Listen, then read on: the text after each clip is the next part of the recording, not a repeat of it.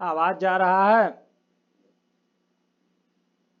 आप लोग जरा बताएंगे, कमेंट करेंगे कि आवाज जा रहा है कि नहीं। आवाज जा रहा है कि नहीं?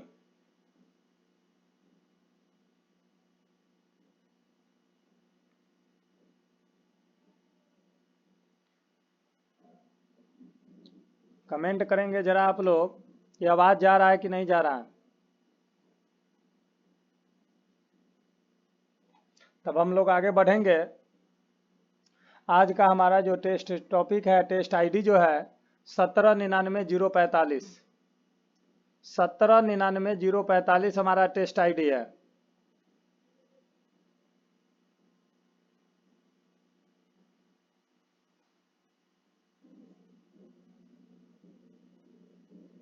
प्रश्न दिख रहा है आप लोग को?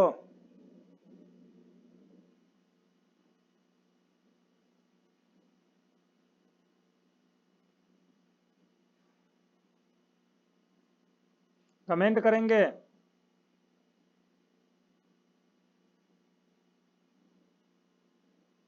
क्वेश्चन आप लोग को दिख रहा है कि नहीं, जरा कमेंट करेंगे।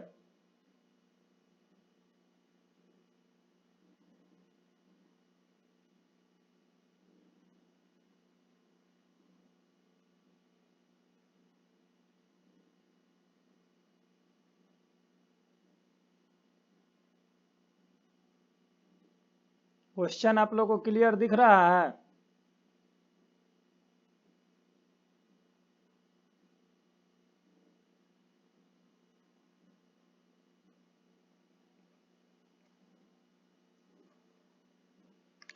क्वेश्चन आप लोग को क्लियर दिख रहा है? जो कमेंट कीजिए जल्दी आप लोग।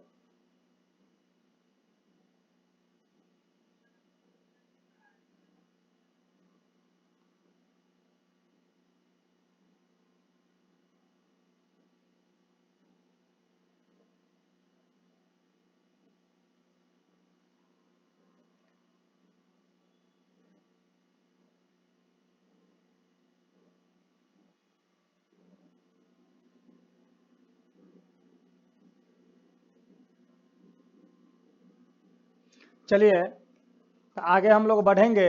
1799 045।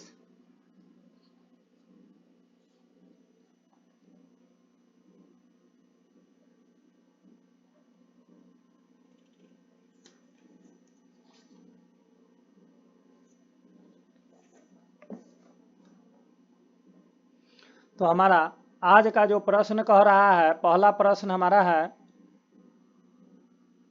पहला प्रश्न हमारा है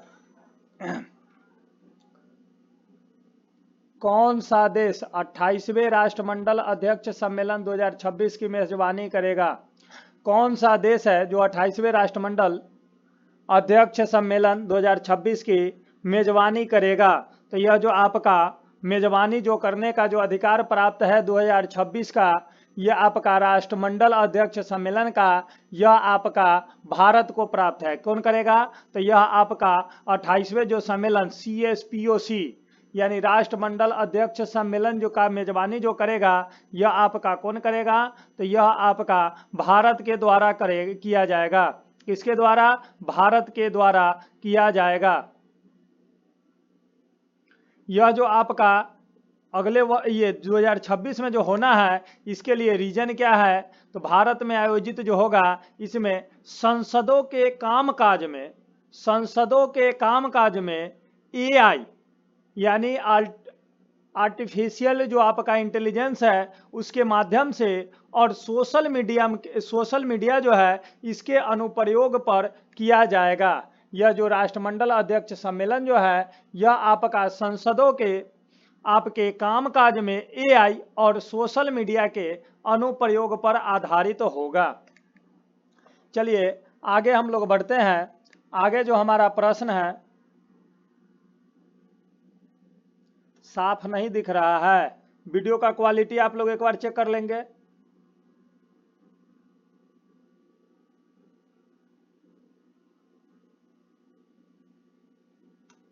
यहां से क्लियर है?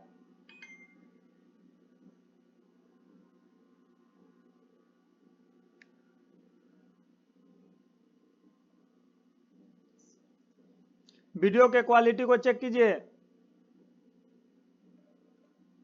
चलिए अगले प्रश्न की ओर हम लोग बढ़ते हैं। अगला हमारा प्रश्न है, राज्य के नीति निर्देशक सिद्धांतों के किस अनुच्छेद के तहत मातृत्व अवकाश पर एक कामकाजी महिला को नियोक्ता से सभी मातृत्व लाभ प्राप्त करना चाहिए? तो यह आपका, पहले हम लोग देखेंगे कि नीति निर्देशक सिद्धांत जो है यह आपके भारतीय संविधान के भाग 4 में दिए गए हैं। कितने में दिए गए हैं? भाग 4 में आपके दिए गए हैं। तब तक आप लोग इसका आंसर में से कमेंट करेंगे। मातृत्व लाभ, मातृत्व लाभ आपका कितने नंबर में है अनुच्छेद में? राज्य के नीति निर्देशक तत्व आपके भाग 4 में दिए गए हैं। भाग 4 से संबंधित जो आपके अनुच्छेद हैं वह आपके 36 से लेकर के 54 तक दिए गए हैं। कितना 36 से लेकर के 51 तक, अनुच्छेद 51 तक आपके 36 से लेकर के 51 तक दिए गए हैं। यह जो आपका राज्य का नीति निर्देशक सिद्धांत है यह आपके आयरलैंड के संविधान से लिए गए हैं। कहाँ के संविधान से? आयरलैंड के संविधान से यह लिए गए हैं। चलिए अब हम लोग प्रश्न में आते हैं कि मातृत्व अवकाश में जो आपका लाभ देना है वह आपका कितने नंबर आर्टिकल में है? तो यह आपका आर्टिकल हो जाता है कितना? 42 का आपका हो जाता है। अब इसमें अगर हम लोग देखेंगे दो ऑप्शन में 43 है। 43 का संबंध किससे था? तो 43 का संबंध है उचित मजदूरी, जो कुटीर उद्योग में जो लगे हुए लोग हैं, कर्मकार जो लगे हुए हैं, इनको आपका उचित रूप से जो मजदूरी देना है वह आपके है लगे हुए आपके 43 में। 44 का संबंध आपका किससे है? तो 44 का संबंध आपका किससे है? तो आपका समान सिविल संहिता, यह आपका समान सिविल संहिता का संबंध आपका किससे है? तो आपका 44 से है। जबकि हम लोग 45 की बात करेंगे तो 45 का संबंध है कि सरकार के पास क्या करना है? तो 6 वर्ष से कम आयु के बालकों के लिए या बच्चा के प्रारंभिक बाल्यावस्था की देखरेख एवं शिक्षा का पूरी प्रबंधन करना है। यह जो आपका 45 नंबर अनुच्छेद है इसी के माध्यम से आपके यहाँ आंगनबाड़ी जो आपका चलता है यह आपका 45 नंबर अनुच्छेद के तहत ही चलाए जाते हैं। और आंगनबाड़ी में जो पोषाहार मिलता है वह आपका इसी के अंतर्गत आते हैं।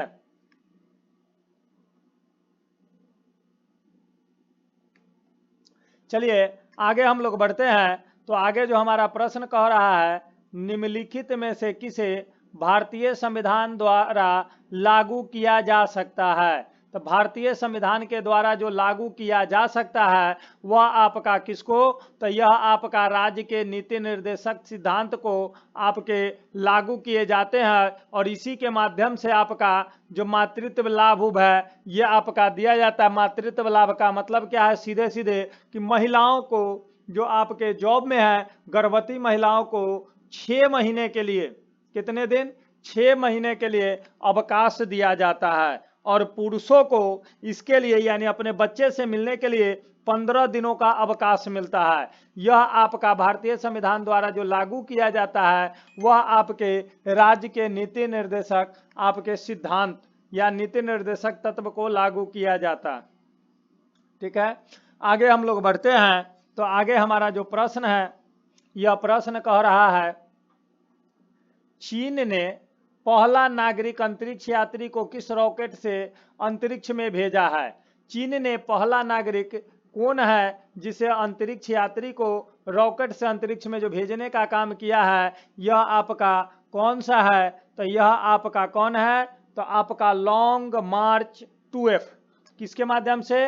लॉन्ग, साफ नहीं दिख रहा है,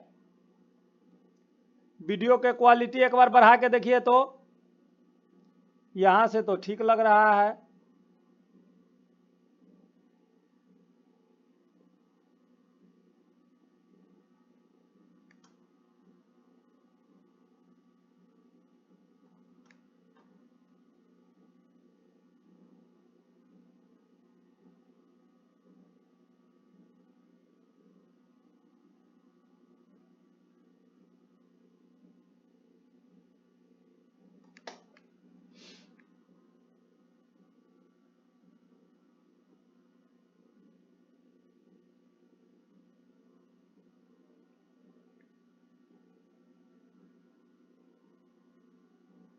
अब दिख रहा है?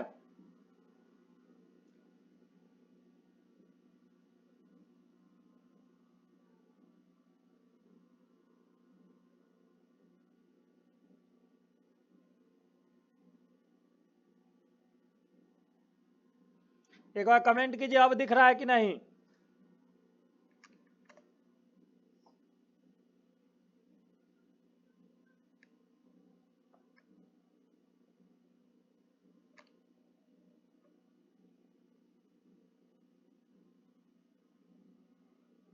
वीडियो के क्वालिटी को आप लोग एक बार चेक कर लीजिए। चलिए आगे हम लोग बढ़ते हैं अगले प्रश्न की ओर।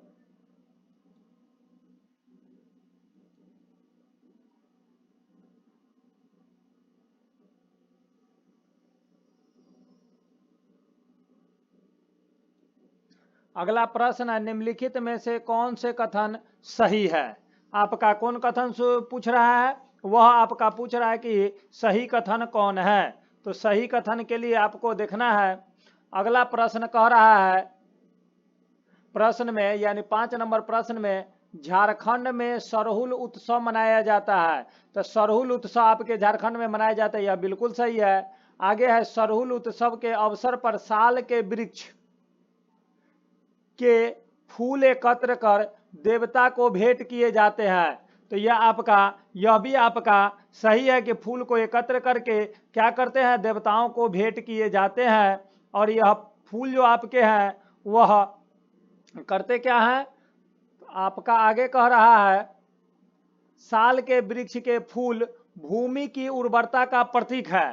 तो ये आपका फूल जो है यह उर्वरता का प्रतीक के रूप में भी है। अब इस प्रकार यह हम लोग का उत्तर जो हो जाएगा ए, बी और सी हो जाएगा, यानी तीनों सही है, यानी कि डी हो जाएगा। लेकिन थोड़ा सा हम लोग जानेंगे सरहुल के बारे में। सरहुल जो आपका है यह आपके झारखंड, उड़ीसा, पश्चिम बंगाल के जनजातियों के द्वारा यह आपके पर्व मनाए जाते हैं। यह पर्व जो मनाए जाते हैं सरहुल, यह आपके 9 वर्ष के प्रारंभ का प्रतीक है।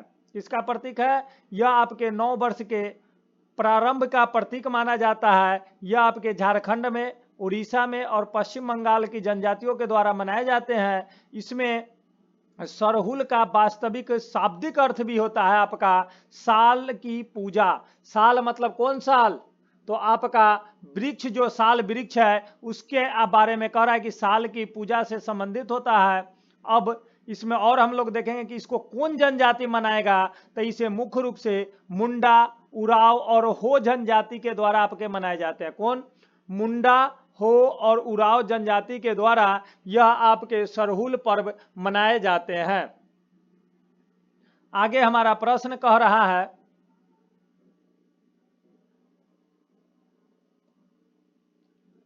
केरल की सबसे लंबी नदी भरतपुझा का दूसरा नाम क्या है, जो पश्चिम से बहती है और अरब सागर में गिरती है?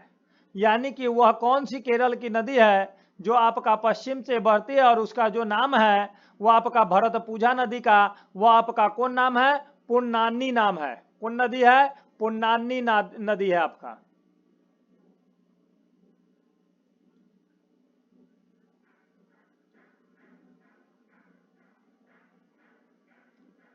जो आपका ऑप्शन नंबर डी में दिया गया है। कहाँ है? ऑप्शन नंबर आपके डी में दिए गए हैं।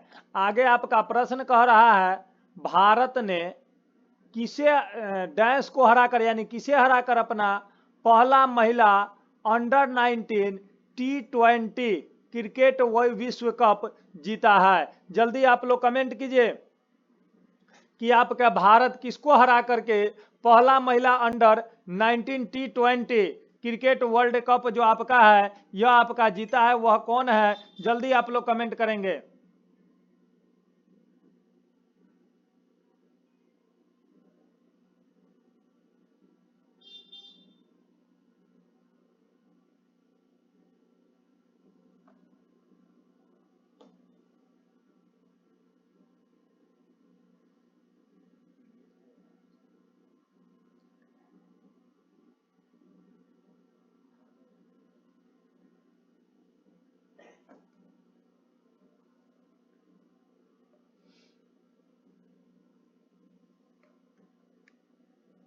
जल्दी कमेंट कीजिए।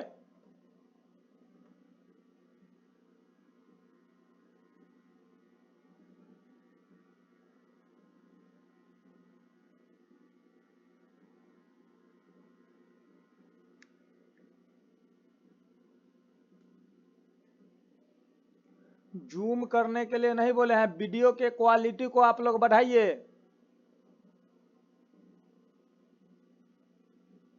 आप लोग को स्पष्ट दिखेगा।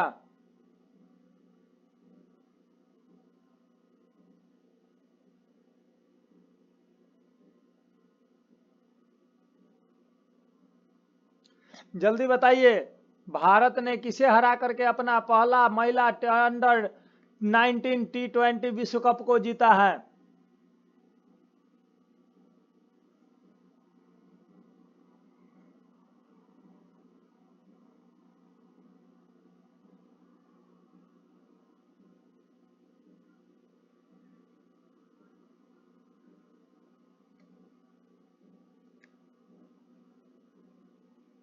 किसे हराया है? तो यह आपका इंग्लैंड को हराया है। किसे हराया है? इंग्लैंड को हराया है।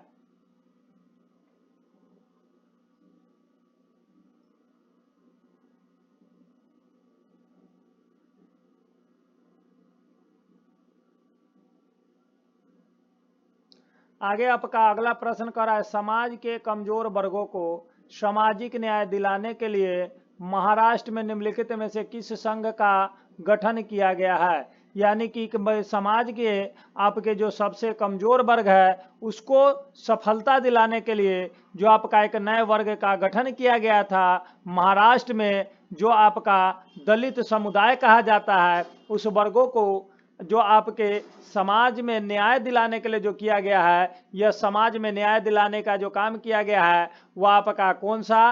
तो यह आपका सत्य शोधक समाज। जल्दी आप लोग कमेंट करेंगे कि सत्य शोधक समाज की स्थापना किसने किया था? जल्दी आप लोग कमेंट करेंगे, सत्य शोधक समाज की स्थापना किसने किया था और कब?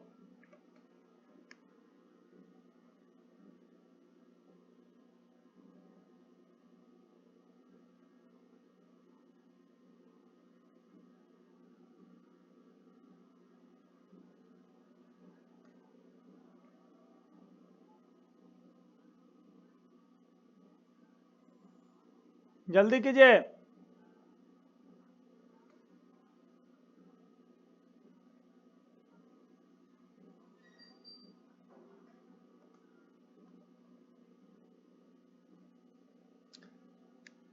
आज भी बहुत कम लोग जुड़े हुए हैं।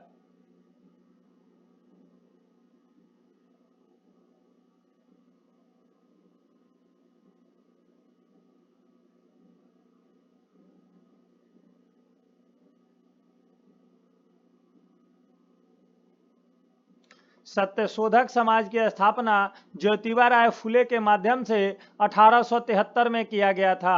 किसके माध्यम से? ज्योतिबा राय फुले के माध्यम से आपके 1873 में किया गया था। और 1873 में ही आपके ज्योतिबा राय फुले के माध्यम से गुलामगिरी की रचना की गई थी। किसकी रचना की गई थी? गुलामगिरी की रचना की गई थी। चलिए, और गुलामगिरी जो आपका है वह किस पर, कहाँ के आपके समाज पे आधारित है? यह आपके अमेरिका के समाज पर आधारित आपका है।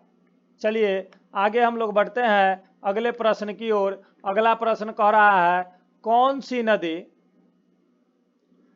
सी नदी घाटी कर्नाटक राज्य की पश्चिमी घाट पर्वत श्रृंखला से निकलती है और जिसकी नेयाल काबिनी, अर्कावती और अमरावती जैसी कई सहायक नदी है? मतलब वह कर्नाटक के ओर से जो निकलने वाली नदी है वह आपका कौन नदी है? तो वह आपका कौन नदी है?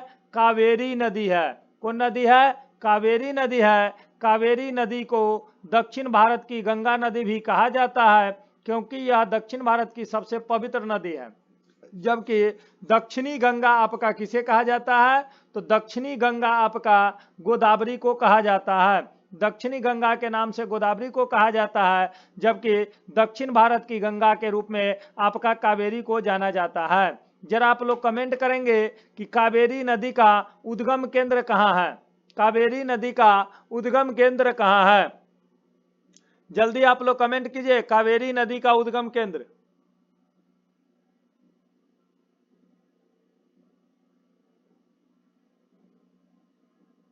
आज बहुत कम लोग जुड़े हुए हैं, कमेंट भी नहीं आ रहा है।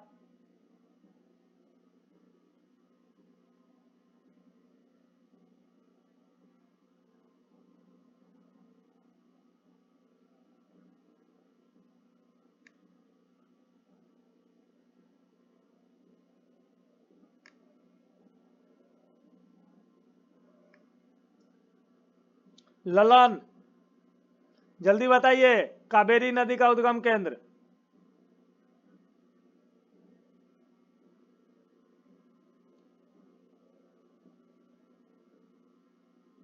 जल्दी बताइए, आप लोग का कमेंट नहीं आ रहा है।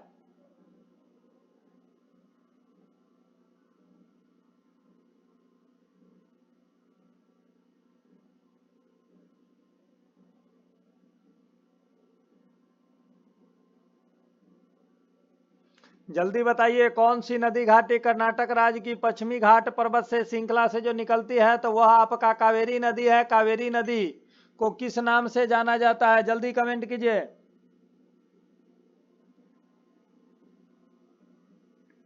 कावेरी नदी आपका ब्रह्मगिरी के पहाड़ी से निकलता है। कहां से निकलता है? ब्रह्मगिरी के पहाड़ी से निकलता है।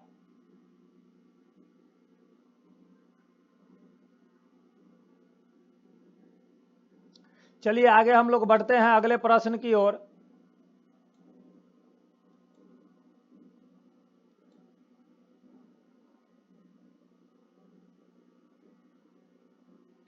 अगला प्रश्न कह रहा है, असत्य कथन को आपका क्या करना है? पहचान करना है असत्य कथन, यानी गलत कथन को आपको चुनना है। पहला कह रहा है आरबीआई अर्थव्यवस्था के लिए बैंक दर तर्क तय करता है, यह बिल्कुल सही है। अगला है सेबी सेबी अर्थव्यवस्था में मुद्रा की पूर्ति को विनियमित करने के लिए खुले बाजार की क्रियाएं करती है। तो खुले बाजार की क्रियाएं जो यह आपका करती है, यह आपका नहीं करती है। यह आपका किसके माध्यम से? तो यह आपका जो किया जाता है, यह आपका आरबीआई के माध्यम से किया जाता है। किसके माध्यम से? आरबीआई के माध्यम से। यहाँ सेबी के जगह अगर आरबीआई रहता तो यह सही हो जाता और गलत ही हमें चुनना था। तो इस प्रकार हमारा उत्तर कौन सही हो जाएगा? बी नंबर सही हो जाएगा। आगे आपका भारतीय संविधान में उपराष्ट्रपति का पद का जो प्रावधान हम लोग लिए हैं, वह कहां से लिए हैं? जल्दी आप लोग कमेंट कीजिए।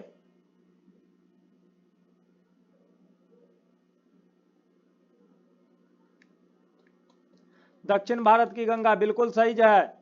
जल्दी बताइए, भारतीय संविधान में उपराष्ट्रपति का पद जो हम लोग लिए हैं, वह कहां से लिए हैं? वह आपका यूएसए से लिए, यानी संयुक्त राज्य अमेरिका से लिए हैं। फ्रांस से क्या लिए हैं? जल्दी कमेंट कीजिए, फ्रांस के संविधान से हम लोग क्या लिए हैं?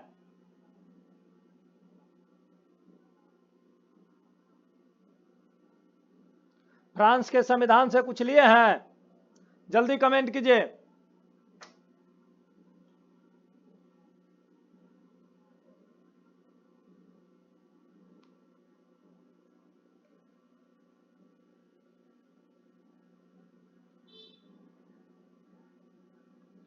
फ्रांस की क्रांति से 3 शब्द लिए गए थे।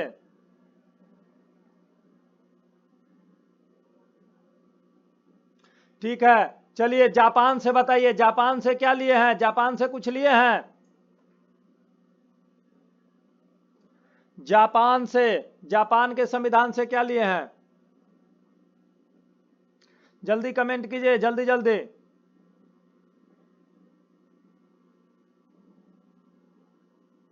तब तक जरा हम लोग आगे बढ़ते हैं। तो आपका उपराष्ट्रपति आपका जो पद है, यह 63 नंबर अनुच्छेद में कहा गया है कि भारत का एक उपराष्ट्रपति होगा, और 64 नंबर में कहा गया है कि जो उपराष्ट्रपति होंगे वह राज्यसभा के पदेन सभापति होंगे। जो आपके उपराष्ट्रपति जो होंगे वह राज्यसभा के पदेन सभापति होंगे। विधि द्वारा स्थापित प्रक्रिया जापान, बिल्कुल सही है। आयरलैंड के संविधान से क्या लिए हैं? जल्दी कमेंट कीजिए, आयरलैंड के संविधान से। आगे तब तक हम लोग अगले प्रश्न में बढ़ते हैं। हाल ही में किस राज्य ने एआई प्रयोगशाला के लिए गूगल के साथ समझौता किया है? वह कौन सा राज्य है जो एआई प्रयोगशाला के लिए आपका जो समझौता किया है गूगल के साथ एआई, यह आपका कौन है? तो यह आपका तमिलनाडु है। कौन है? तमिलनाडु है। डीपीएसपी बिल्कुल सही जवाब है। जरा बताएंगे कि तमिलनाडु के मुख्यमंत्री कौन है? वर्तमान समय में तमिलनाडु के मुख्यमंत्री कौन है?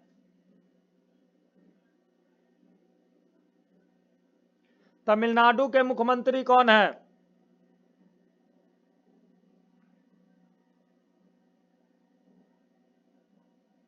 स्टालिन बिल्कुल सही है। एमके स्टालिन आपके तमिलनाडु के मुख्यमंत्री हैं।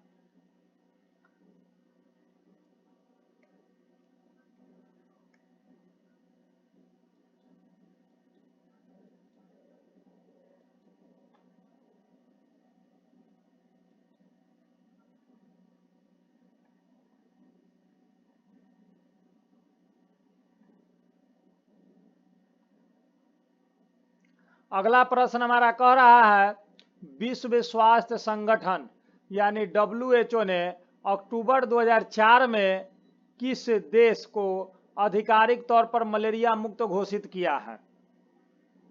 ठीक है, तो यह आपका 2004 नहीं बल्कि यहाँ पे होता 2024। कितना होता? तो आपका होता 2024। यानी 2024 में जो आपका मलेरिया घोषित जो आपका किया गया है वो आपको किसको किया गया है? तो आपका किया गया है मिस्र को। किसे किया गया है? तो यह आपका मिस्र को किया गया है।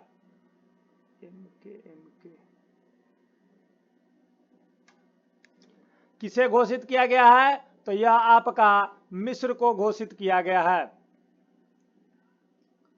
अब हम लोग आगे बढ़ेंगे। जैसे आपका मलेरिया घोषित जो आपका मिस्र को किया गया है, यह अफ्रीका का 5वां देश है जो मलेरिया से मुक्त हो गया है। मलेरिया से मुक्त होने वाला यह आपका 5वां देश है।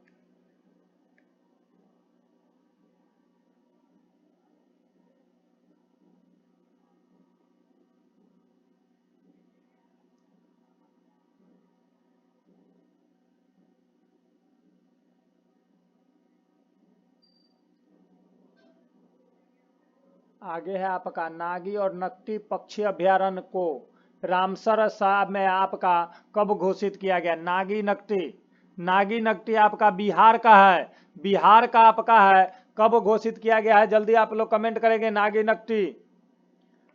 नकटी आपका बिहार के जमुई जिला में है। कहाँ है? बिहार के जमुई जिला में है आपका नागी और नकटी पक्षी अभ्यारण्य, जो आपके नागी को 81 और नकटी को आपका 82, 81 और 82 में रामसर साइट्स में आपके शामिल किए गए हैं। कब किए गए हैं? 5 जून को किए गए थे।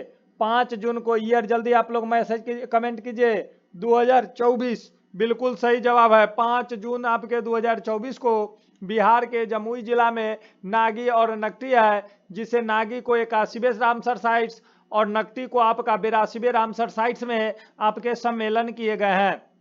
यह जो आपका रामसर साइट्स की अगर हम बात करें तो यह आपका शुरुआत जो होता है वह आपका मुख्य रूप से कहा जाता है कि यह आर्द्र भूमि से संबंधित है और यह मुख्य रूप से आपका 1984 से शुरुआत है। कब से? 1984 से शुरुआत है। अब हम लोग आगे अगर बढ़ेंगे तो आपका भारत में अभी वर्तमान समय में कितने रामसर साइट्स हैं? जल्दी आप लोग कमेंट करेंगे कि वर्तमान समय में आपके कितने रामसर साइट्स हैं। बिल्कुल सही जवाब है आपका 2024। लेकिन ये जरा बताएंगे कि भारत में अभी कितने रामसर साइट्स हैं वर्तमान में? वर्तमान में रामसर साइट्स की संख्या आपका कितना है? 96 है। कितने हैं रामसर साइट्स? तो आपके 96 हैं। चलिए आगे हम लोग बढ़ते हैं। अगला जो हमारा प्रश्न है वह कह रहा है कि मार्च 2025 में देश का 58वां यानी 58वां जो टाइगर रिजर्व है, यानी नाम है Madhav tiger reserve, Madhav tiger reserve घोषित किया गया है। यह किस शहर में है? माधव टाइगर रिजर्व आपके कहाँ है? मध्य प्रदेश में है। कहाँ पे है माधव टाइगर रिजर्व? तो यह आपका मध्य प्रदेश में शिवपुरी जगह पड़ता है, जिला है, शिवपुरी जिला में यह स्थित है। और यहाँ पे आपके 2 गो आपका क्या है, झील भी है। माधव राष्ट्रीय उद्यान जो आपका है, यानी माधव जो टाइगर रिजर्व बना है, इसमें आपके 2 झील हैं, जिसे सागर और माधव सागर के नाम से जाना जाता है, यानी संख्या सागर और माधव सागर, ये आपके 2 झील हैं।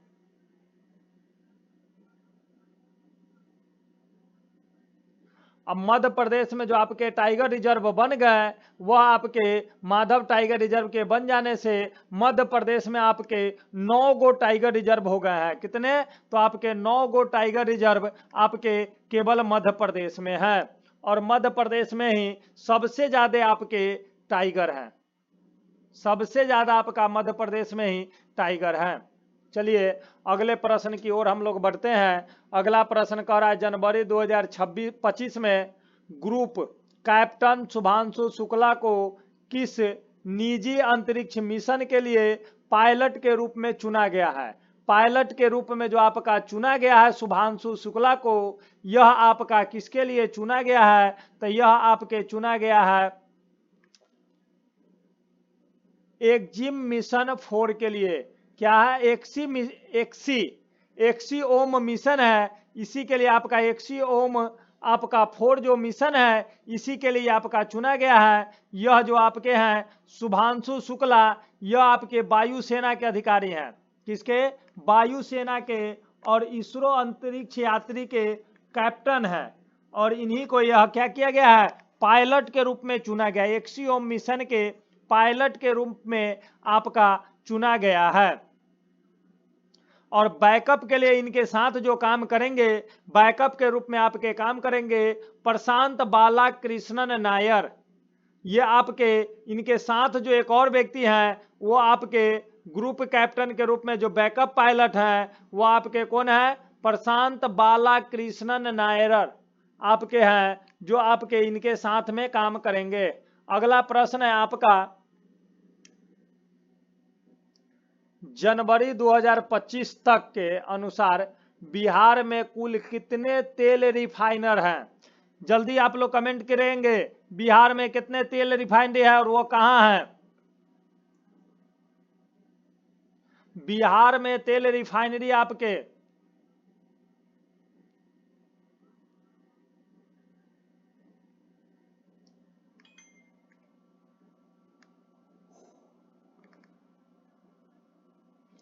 एक है आपका, और ये कहाँ है? यह आपके बिहार के बेगूसराय जिला बरौनी रिफाइनरी के नाम से जाना जाता है। कौन है? बिहार के बेगूसराय जिला में है, जो आपका जाना जाता है बरौनी रिफाइनरी के नाम से जाना जाता है। इसकी स्थापना 1964 में किया गया था। कब किया गया था? 1964 में किया गया था। और यह जो आपका रिफाइनरी है, यह आपका यूएसएसआर यानी सोवियत संघ के सहयोग से स्थापित किया गया था।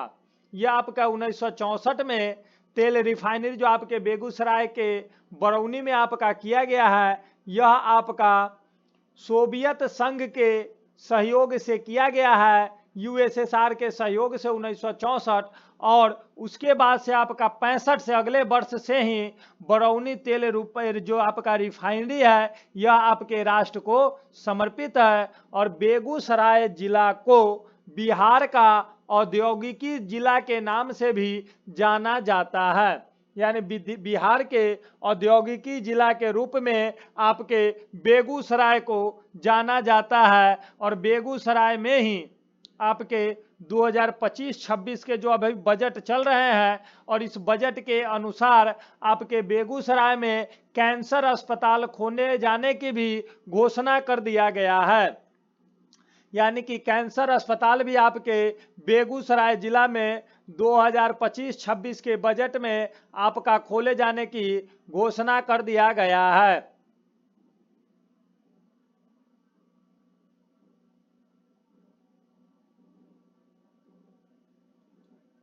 अगला हमारा प्रश्न है, किस मंत्रालय ने डिजिटल ब्रांड पहचान मैनुअल लॉन्च किया है। यानी कि कह रहा है डिजिटल ब्रांड पहचान मैनुअल जो लॉन्च किया गया है, यह आपका किसके माध्यम से किया गया है, तो यह आपके इलेक्ट्रॉनिक्स और सूचना प्रौद्योगिकी मंत्रालय के माध्यम से किया गया है। यानी कि आईटी सेक्टर के माध्यम से, यानी कि आपका सूचना प्रौद्योगिकी मंत्रालय और इलेक्ट्रॉनिक्स के माध्यम से यह आपके डिजिटल ब्रांड पहचान मैनुअल लॉन्च किए गए हैं।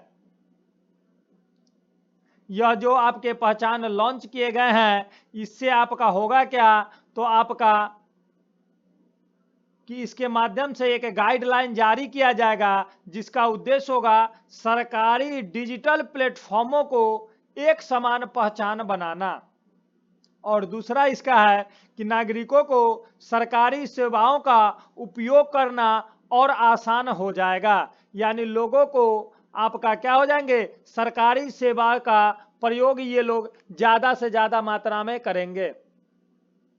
आपका है अगला प्रश्न, बद्रीनाथ किस नदी के तट पर बसा है? जल्दी आप लोग कमेंट करेंगे। बद्रीनाथ, बद्रीनाथ आपका कहां बसा हुआ है? इस पर मूवी भी है बद्रीनाथ।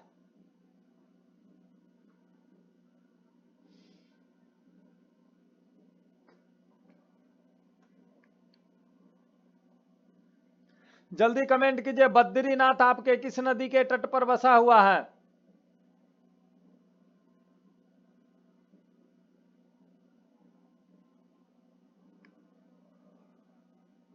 अलकनंदा, ये मूवी भी है आपका बद्रीनाथ, और उसमें आपका एक्ट्रेस का नाम है आपका अलकनंदा। अलकनंदा पे आपका है, अलकनंदा जो आपका है, अलकनंदा में आपका अलकनंदा एक बड़ी नदी है, और इसमें ये आपके कई नदियां मिलती है जिसे पंच प्रयाग के नाम से जाना जाता है। अलकनंदा में जो पंच प्रयाग मिलते हैं उसे आपका पंच प्रयाग जो उसमें आते हैं, जिसमें आपका एक है आपका कौन, हाँ बिल्कुल, अलकनंदा में आपका मिलता है, एक मिलता है आपका विष्णु प्रयाग में आपका धौली गंगा मिलती है। यानी जब अलकनंदा में आपका धौली गंगा मिलती है तब आपका बनता है विष्णु प्रयाग। उसके बाद आपका है पिंडारी नदी जब अलकनंदा में मिलती है तब बनता है आपका कर्ण प्रयाग। उसके बाद है आपका रुद्र प्रयाग, रुद्र प्रयाग में आपका काली या मंदाकिनी नदी मिलती है तब बनता आपका रुद्र प्रयाग। उसके बाद जब नंदाकिनी नदी मिलती है अलकनंदा में तब बनता है आपका नंद प्रयाग। और उसके बाद आपका कर्ण प्रयाग एक बचा, कर्ण प्रयाग में आपका पिंडारी नदी मिलेगी। कौन नदी? पिंडारी नदी मिलेगी, तब जाकर के आपका बनेगा कर्ण प्रयाग। इस प्रकार से आपके 5 गो प्रयाग है, देव प्रयाग, रुद्र प्रयाग, कर्ण प्रयाग, नंद प्रयाग, एक कौन छूट गया, रुद्र प्रयाग, कर्ण प्रयाग, रुद्र प्रयाग, देव प्रयाग, कर्ण प्रयाग, नंद प्रयाग, वो कौन छूट गया फिर,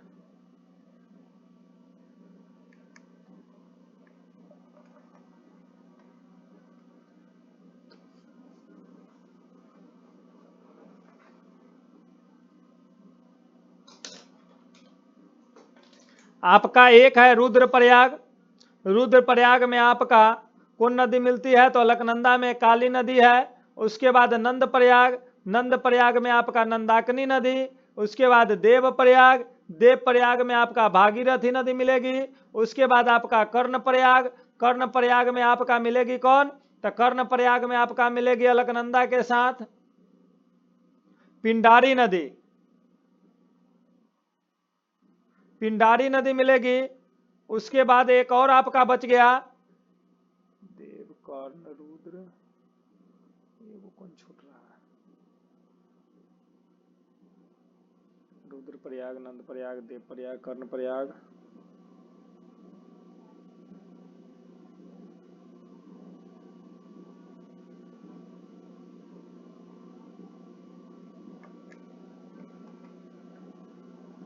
नंद प्रयाग में नंदाकिनी, ये बता दिए हैं नंदाकिनी नदी।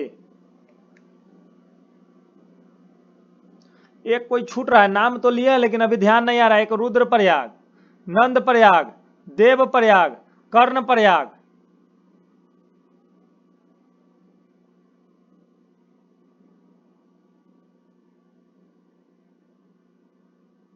विष्णु प्रयाग। एक और कौन है? विष्णु प्रयाग है आपका। पांचों आपका हो गया।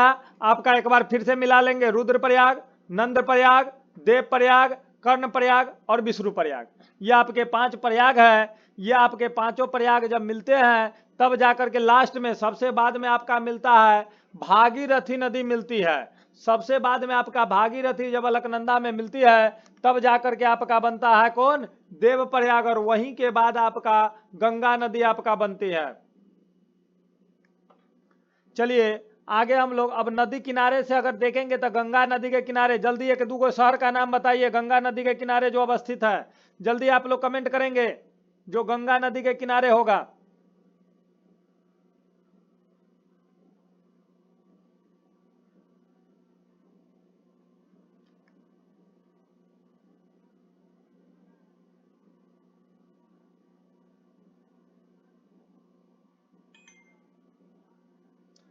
जल्दी, गंगा नदी के किनारे।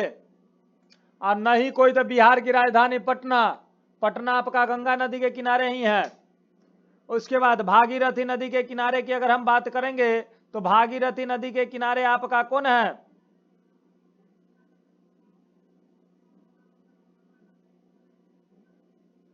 देवप्रयाग।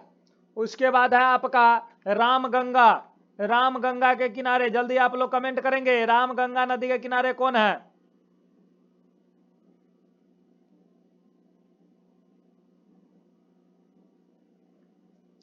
तब तक हम लोग आगे बढ़ते हैं। अगला प्रश्न हमारा कह रहा है 26 दिसंबर 2024 को जारी आईसीसी टेस्ट बॉलर्स रैंकिंग में कौन शीर्ष पे रहा है? तो जो आईसीसी टेस्ट बॉलर्स रैंकिंग में जो शीर्ष पे रहा है वह आपका कौन है? तो वह आपका है जसप्रीत बुमराह। कौन है? तो यह आपका बुमराह है जो आपका नंबर 1 रैंकिंग पे रहे हैं। अगला प्रश्न है 23 दिसंबर 2024 को केंद्र सरकार ने किस राज्य में ऋण सब्सिडी के लिए 47 इथेनॉल परियोजनाओं को मंजूरी दिया है? तो आपके जो ऋण सब्सिडी के लिए जो 47 जो आपके मंजूरी दिया गया है वह आपके कहाँ? तो आपके अपना राज्य बिहार में। कहाँ मंजूरी दिया गया है? यह आपके बिहार में मंजूरी दिए गए हैं। कहाँ दिए गए हैं? बिहार में मंजूरी दिए गए हैं।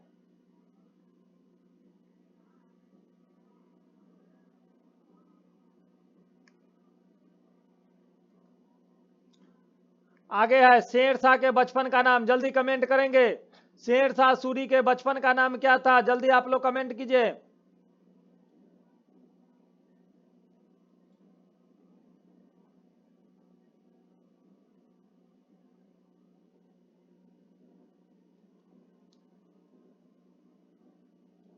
शेरशाह सूरी के बचपन का नाम क्या था? जल्दी कमेंट कीजिए।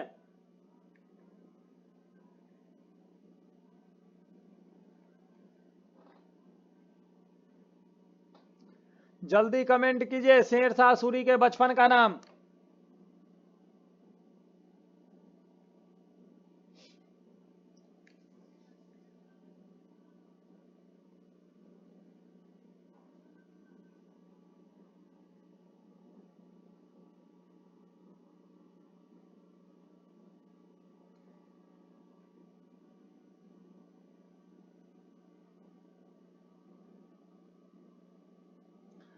शेरशाह सूरी के बचपन का नाम आपका क्या था? फरीद खान था।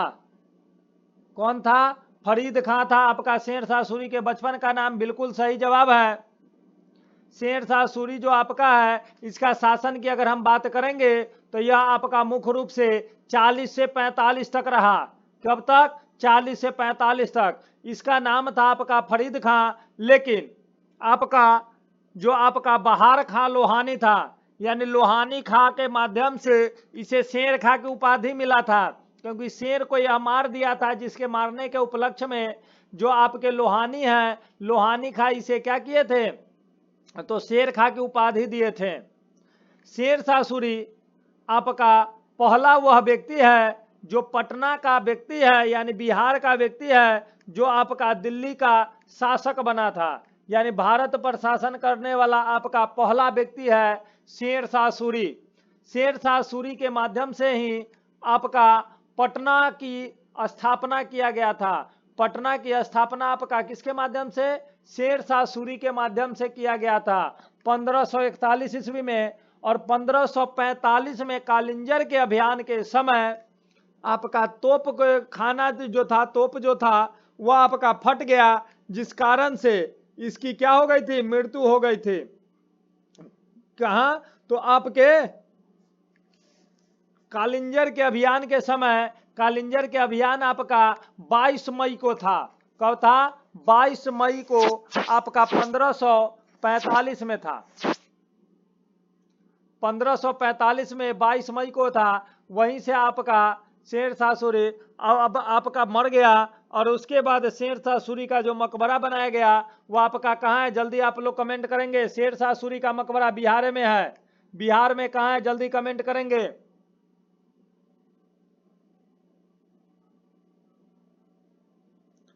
शेरशाह सूरी का मकबरा बिहार में कहाँ है?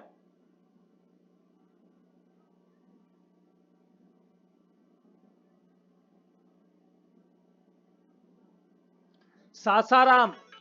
कहाँ है? तो आपका सासाराम है।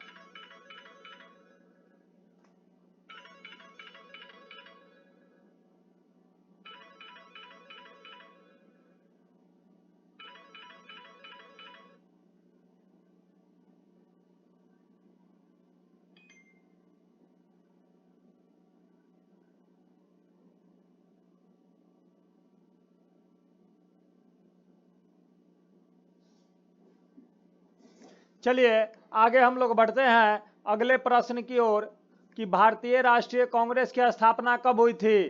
तो आप लोग को पता है कि भारतीय राष्ट्रीय कांग्रेस की जो स्थापना है वह आपका कब हुआ था? तो यह आपके 28 दिसंबर को हुआ था।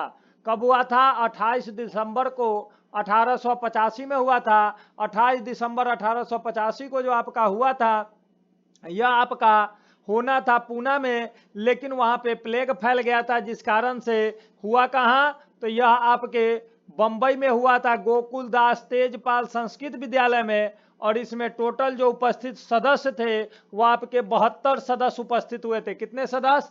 72 सदस्य आपके उपस्थित हुए थे। 72 सदस्य की अध्यक्षता जो करने वाले हैं वो आपके कौन अध्यक्षता किए थे? तो अध्यक्षता किए थे WC बनर्जी आपके अध्यक्षता किए थे।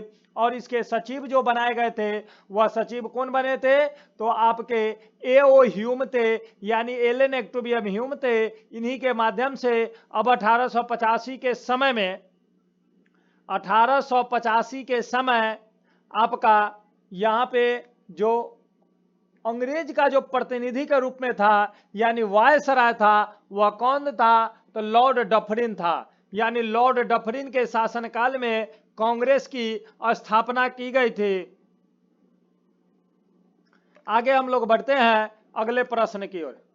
व्यापकत का सिद्धांत से कौन संबंधित रहा है? यानी व्यापकत का सिद्धांत किसने दिया था? जल्दी जल्दी आप लोग कमेंट करेंगे। व्यापकत का सिद्धांत कौन दिया था? व्यापकत का सिद्धांत किसने दिया था?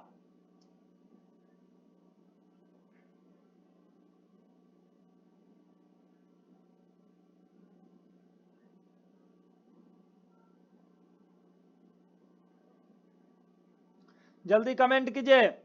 व्यापकत का सिद्धांत किसने दिया था?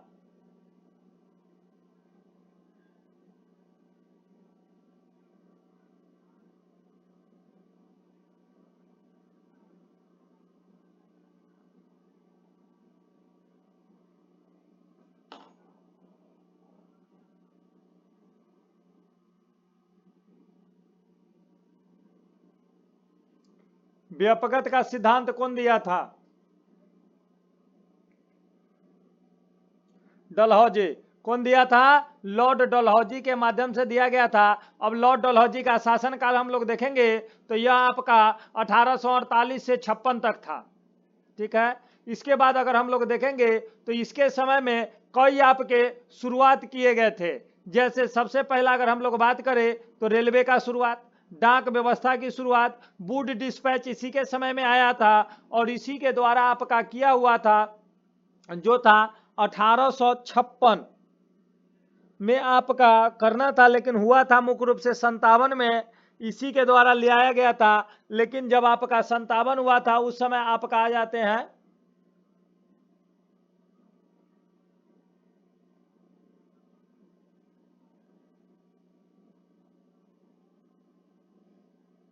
बड़ी स्लो आ रहा है कमेंट।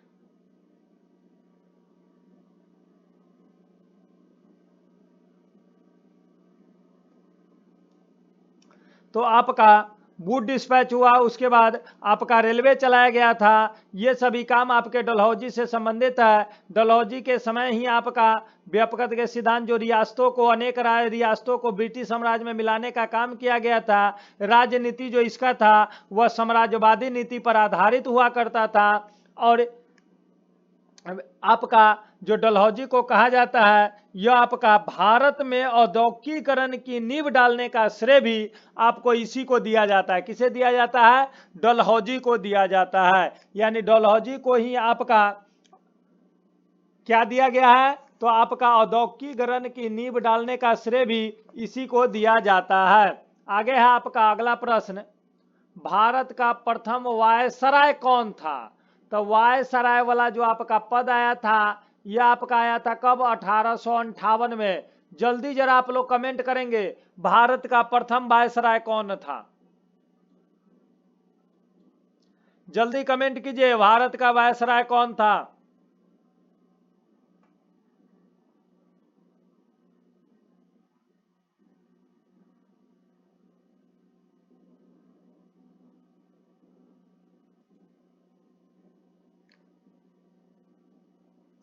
लॉर्ड कैनिंग था। कौन था? लॉर्ड कैनिंग था। इसी के समय में 1857 की महान क्रांति हुआ था और क्रांति के उपरांत आपके 1 नवंबर 1858 को, कब? 1 नवंबर 1858 को आपका जब युद्ध अंत हुआ था, तब आपका 1 नवंबर 1858 को आपका घोषणा किया गया था और ईस्ट इंडिया कंपनी का जो शासन चल रहा था वह भी समाप्त कर दिया गया था। मुगल का शासन था, मुगल के शासन को भी क्या कर दिया गया? समाप्त कर दिया गया था।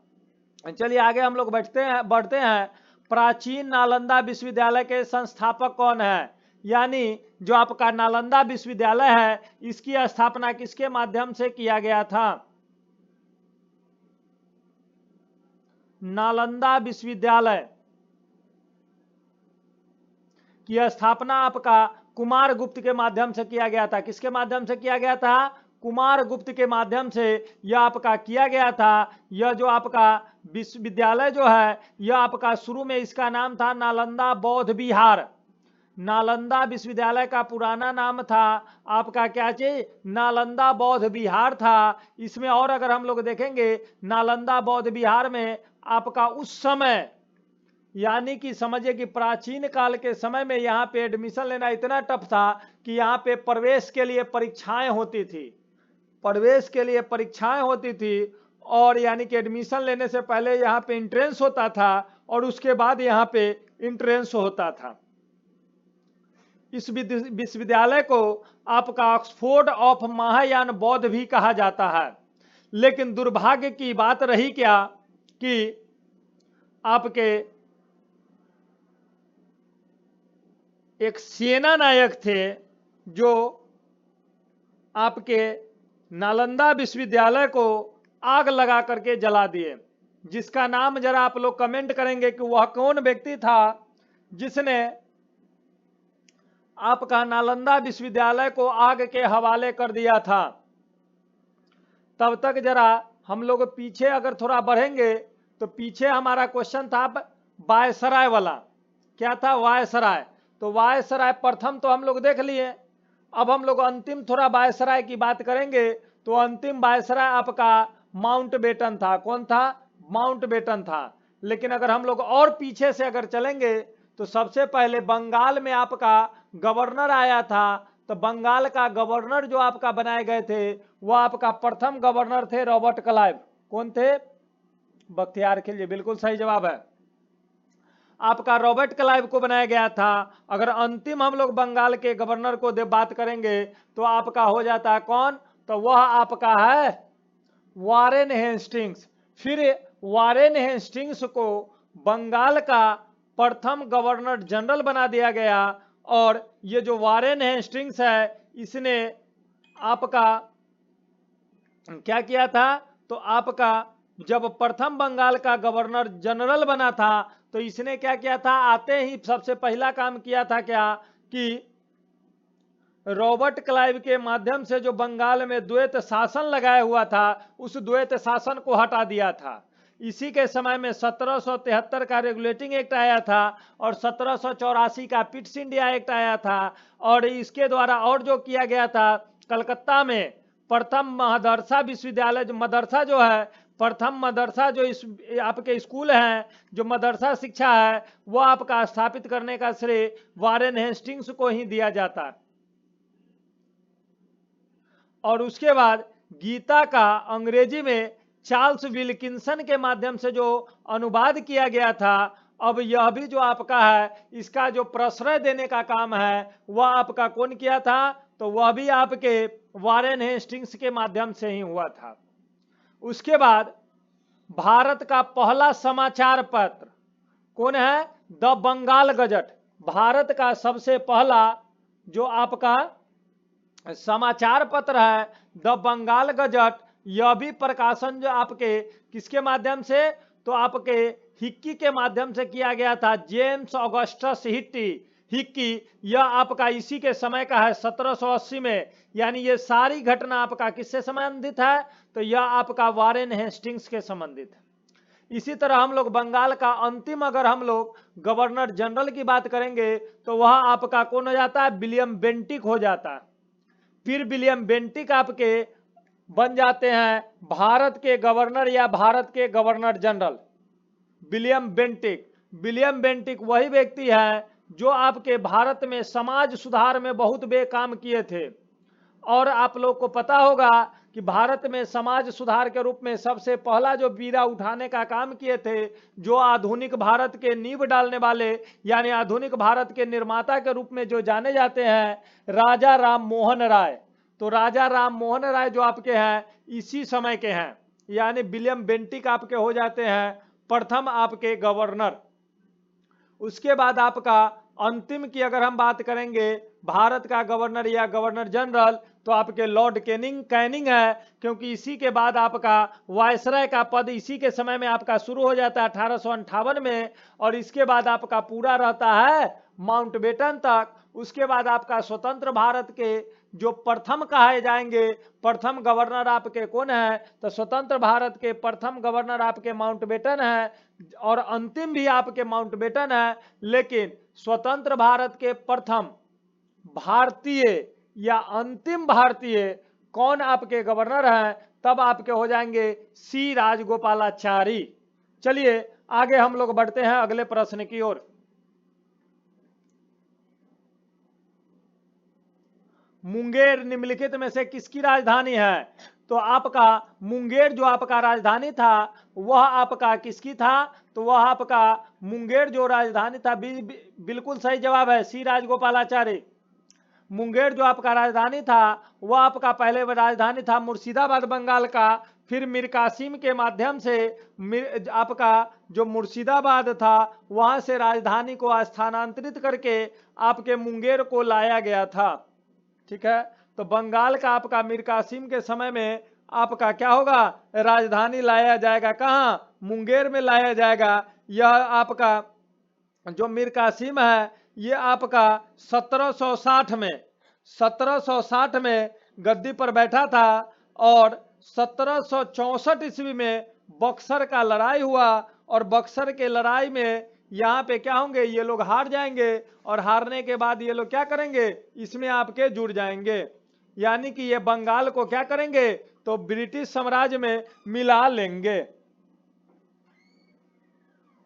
सिराजुद्दौला जो है यह आपका इसके समय में क्या हुआ था, तो सिराजुद्दौला के समय में ही आपका प्लासी का लड़ाई हुआ था। प्लासी का लड़ाई आपका सिराजुद्दौला के समय में हुआ था। चलिए आगे हम लोग बढ़ते हैं। आगे हमारा जो प्रश्न है,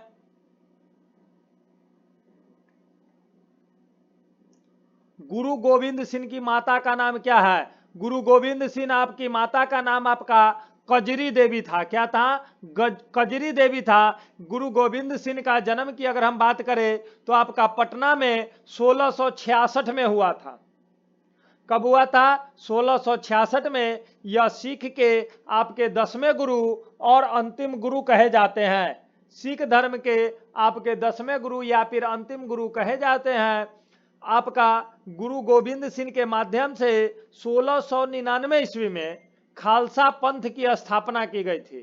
क्या की गई थी? खालसा पंथ की स्थापना की गई थी और कहा गया था गुरु ही खालसा और खालसा ही गुरु है। और फिर आगे जाकर के आपका खालसा पंथ भी समाप्त होकर के मिसल में बटेगा और मिसल में बटने के बाद आपका सबसे महत्वपूर्ण जो मिसल रहता है वह मिसल है आपका सुकर चकिया मिसल। और सुकर चकिया मिसल के रहेंगे महासेन और महासेन के बेटा रहेंगे रंजीत सिंह। सिख धर्म के पहले गुरु की अगर हम बात करें तो वह आपके कौन है? तो आपके गुरु नानक देव है। गुरु नानक देव के माध्यम से यह आपका शुरू होगा। जो आपका गुरु गोविंद सिंह 10वें गुरु हैं, यहां पे जाकर के आपका क्या होगा? समाप्त हो जाएगा। चलिए आगे हम लोग पढ़ते हैं। अगला प्रश्न हमारा कह रहा है, भारत सरकार के किस मंत्रालय ने 2025 को ईयर ऑफ रिफॉर्म घोषित किया है? ईयर ऑफ रिफॉर्म जो आपका घोषित किया गया है, ईयर ऑफ रिफॉर्म्स, यह आपका रक्षा मंत्रालय के माध्यम से किया गया है। किसके माध्यम से? रक्षा मंत्रालय के माध्यम से यह आपका किया गया है। यानी कि सुधारों का वर्ष रक्षा मंत्रालय के द्वारा आपका जो कहा गया है, यह आपका क्या है? सुधारों का वर्ष है।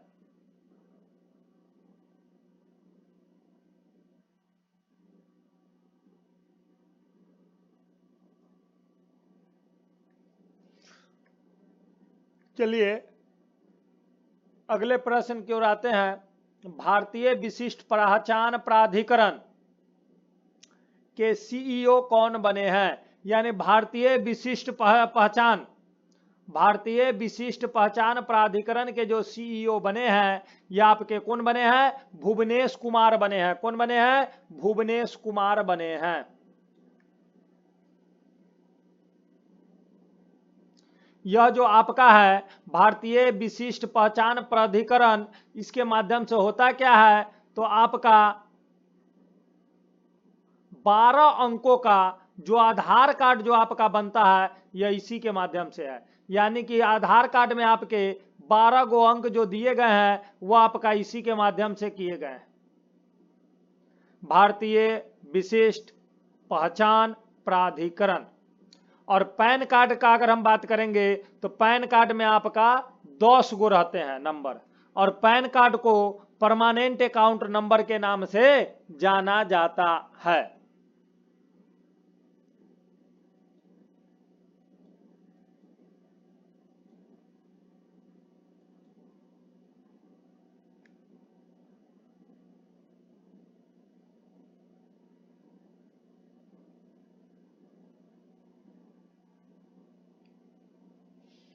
आगे हमारा प्रश्न कह रहा है,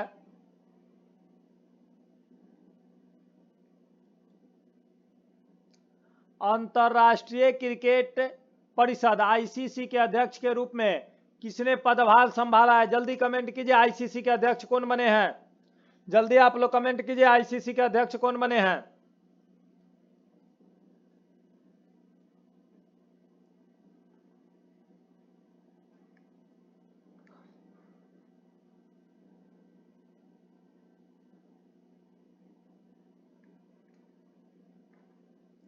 आपके जय शाह बने हैं। बिल्कुल सही जवाब है। आईसीसी के अध्यक्ष कौन बने हैं? जय शाह हैं। अच्छा, बीसीसीआई के कौन है? बीसीसीआई के जल्दी कमेंट कीजिए तो बीसीसीआई के अध्यक्ष कौन है?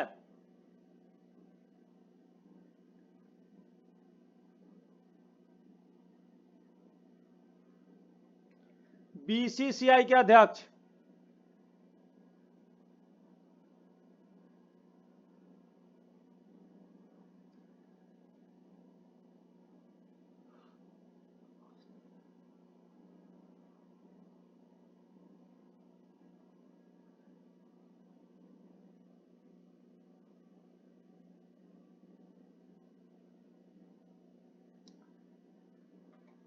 तब तक आगे बढ़ते हैं। मार्टिन मनहास,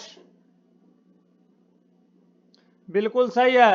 चलिए आगे हम लोग बढ़ते हैं। अगला प्रश्न हमारा कह रहा है, संयुक्त राष्ट्र महासभा ने किस दिन को वर्ल्ड मेडिटेशन डे मनाने की घोषणा की है? वर्ल्ड मेडिटेशन डे मनाने की जो घोषणा किया गया है, यह आपका 21 दिसंबर को किया गया है। कब किया गया है? 21 दिसंबर को आपका किया गया है। और इसी दिन को पहला विश्व ध्यान दिवस के रूप में मनाया गया था 2024 में, 21 दिसंबर को।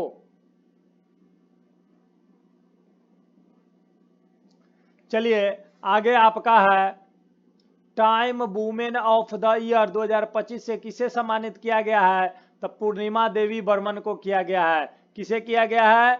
वह आपका पूर्णिमा देवी बर्मन को किया गया है।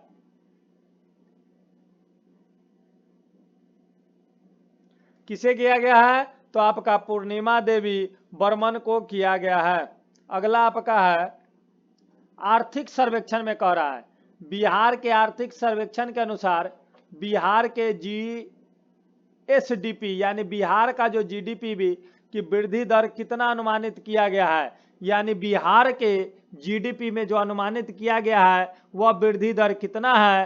तो आपका सकल राज्य घरेलू उत्पाद जो आपका बिहार का है उसमें अनुमानित किया गया है कितना?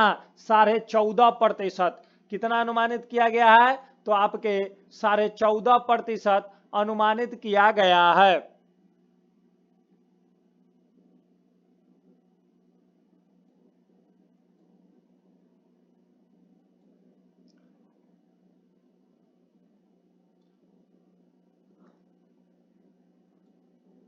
आगे आपका प्रश्न है, भारत सरकार के द्वारा 2026 तक बढ़ाया गया ओ स्मार्ट योजना किससे संबंधित है? ओ स्मार्ट योजना जो संबंधित है वह आपका किससे संबंधित है? तो यह आपका किससे संबंधित है? तो आपका महासागर यानी ओशियन के विकास कार्य से संबंधित है ओ स्मार्ट योजना। यानी ओ से आपका ओशियन है, ओशियन महासागर विकास सम्मेलन से संबंधित है आपके।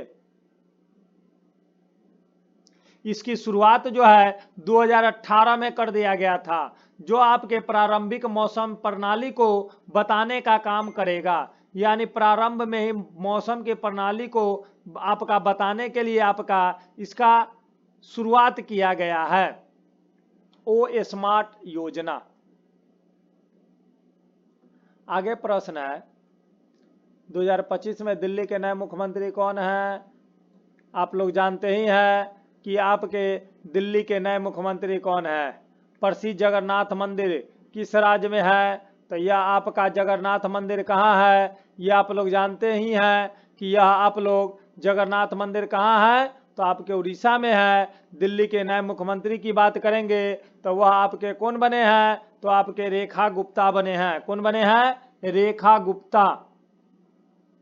जो आपके रेखा गुप्ता दिल्ली की चौथी महिला मुख्यमंत्री है। कैमा? चौथी महिला मुख्यमंत्री हैं। जबकि आपका अगर बात करेंगे तो दिल्ली के प्रथम जो महिला मुख्यमंत्री थे वह आपके दिल्ली के प्रथम मुख्यमंत्री महिला में आपका कौन थे? तो आपका शीला दीक्षित है।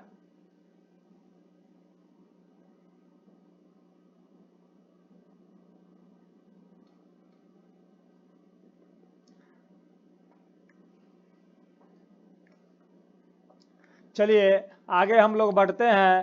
तो आगे हम लोग का प्रश्न है,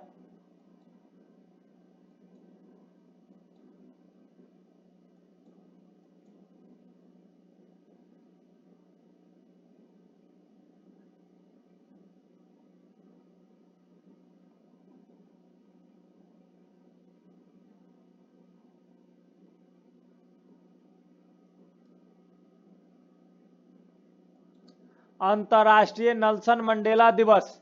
नेल्सन मंडेला दिवस कब मनाए जाते हैं? जल्दी आप लोग कमेंट करेंगे कि नेल्सन मंडेला दिवस कब मनाए जाते हैं। नेल्सन मंडेला को अफ्रीका का गांधी कहा जाता है। नेल्सन मंडेला को अफ्रीका का गांधी कहा जाता है।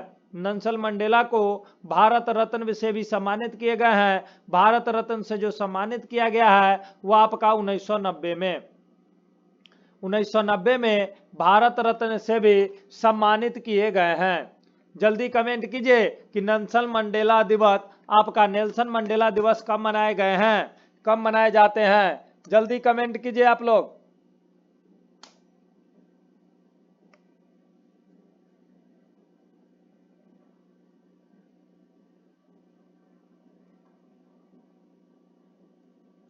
बिल्कुल सही जवाब। आपका नेल्सन मंडेला दिवस आपके 18 जुलाई को मनाए जाते हैं। कब मनाए जाते हैं? 18 जुलाई को आपके मनाए जाते हैं। आगे हम लोग बढ़ेंगे। भारत का आइंस्टीन किसे कहा जाता है? भारत के आइंस्टीन आपके नागार्जुन को कहा जाता है। किसे कहा जाता है? नागार्जुन को कहा जाता है। इनकी एक पुस्तक है नागार्जुन का मध्य माध्यमिक सूत्र, जिसके माध्यम से सापेक्षता का सिद्धांत आपका दिया गया है। यह आपका किससे? तो यह आपका नागार्जुन से संबंधित है। कौटिल्य की बात करेंगे तो अर्थशास्त्र है, जिसे भारत का मैकियावेली कहा जाता है। यह पुस्तक राजनीति पर आधारित है। आगे आपका आर्यभट्ट है। आर्यभट्ट आपके गणितज्ञ, खगोल शास्त्री और ज्योतिषी और भौतिक विज्ञान के हैं। यह आर्यभट्ट आपके गुप्त काल के समय के महान गणितज्ञ हैं, जिन्होंने शून्य की खोज की थी।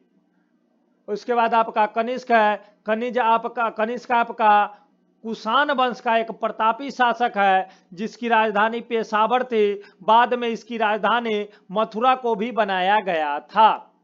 आगे है आपका अगला प्रश्न। अगला प्रश्न हमारा कह रहा है, इनकलाब जिंदाबाद का नारा किसने दिया था? इनकलाब जिंदाबाद की नारा देने वाले, प्रचलित करने वाले आपके कौन है? भगत सिंह। कौन है? भगत सिंह आपके हैं इनकलाब जिंदाबाद की नारा देने वाले। महात्मा गांधी की बात करें तो महात्मा गांधी का नारा था करो या मरो। क्या था? करो या मरो। सुभाष चंद्र का तुम मुझे खून दो मैं तुम्हें आजादी दूंगा, या दिल्ली चलो। ये सब कुछ आपके हैं, कुछ आपके नारे आपके दिए गए हैं। मारो फिरंगी को मंगल पांडे का था। कर मत दो सरदार वल्लभ भाई पटेल का था। विश्व विजय तिरंगा प्यारा, यह आपका विजय विश्व तिरंगा प्यारा श्यामलाल गुप्ता का है। वंदे मातरम बंकिम चंद्र चटर्जी का है। उस प्रकार से साम्राज्यवाद का नाश हो, यह भी आपका भगत सिंह का है। स्वराज हमारा जन्म सिद्ध अधिकार है, यह आपका बाल गंगाधर तिलक का है। इस प्रकार से कुछ आपके नारा से संबंधित आपके बात थे।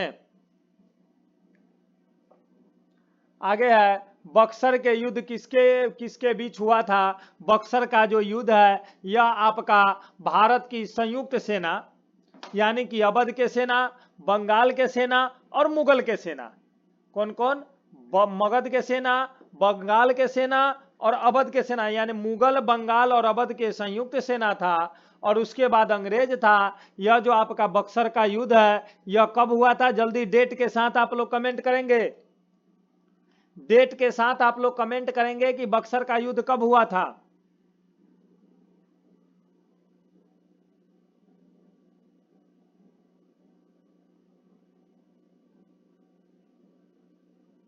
तब तक हम लोग देखें तो बंगाल के तरफ से आपका मीर कासिम था, अवध के तरफ से शुजा उदौला था और मुगल के तरफ से आपका शाह आलम द्वितीय था। तीनों की संयुक्त सेना को क्या कर दिया था? पराजित कर दिया था आपका अंग्रेज।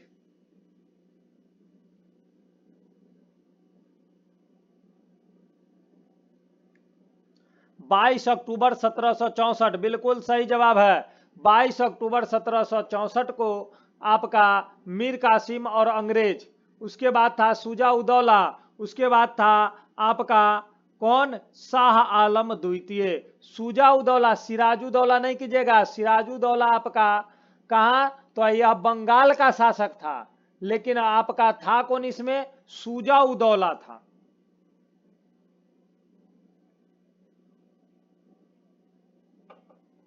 आगे हम लोग आते हैं अगले प्रश्न की ओर। जैन धर्म के अंतिम तीर्थंकर महावीर की मृत्यु कहाँ हुआ था? तो महावीर स्वामी की मृत्यु आपका बिहार के पावापुरी में हुआ था। बिहार के पावापुरी में हुआ था। 24वें तीर्थंकर आपके कौन थे? तो आपके महावीर स्वामी हैं जो अंतिम तीर्थंकर हैं। अब आपका पहला तीर्थंकर की बात करेंगे। पहला तीर्थंकर आपके ऋषभ देव है। 23वां तीर्थंकर की बात करेंगे, यह आपके पार्श्वनाथ हैं। 540 में महावीर स्वामी का जन्म वैशाली के कुंडग्राम में हुआ था और 72 वर्ष की आयु में ये मरे थे। कितने? 72 वर्ष की आयु में ये मरे थे। ये घर से निकले थे 30 वर्ष की आयु में अपने बड़े भाई नंदीवर्धन से आज्ञा लेकर के, नंदीवर्धन से आज्ञा लेकर के यह निकले थे। और जंभिका ग्राम में आपका जंभिका ग्राम में रिजुपालिका नदी के किनारे साल वृक्ष के नीचे इन्हें ज्ञान की प्राप्ति हुआ था।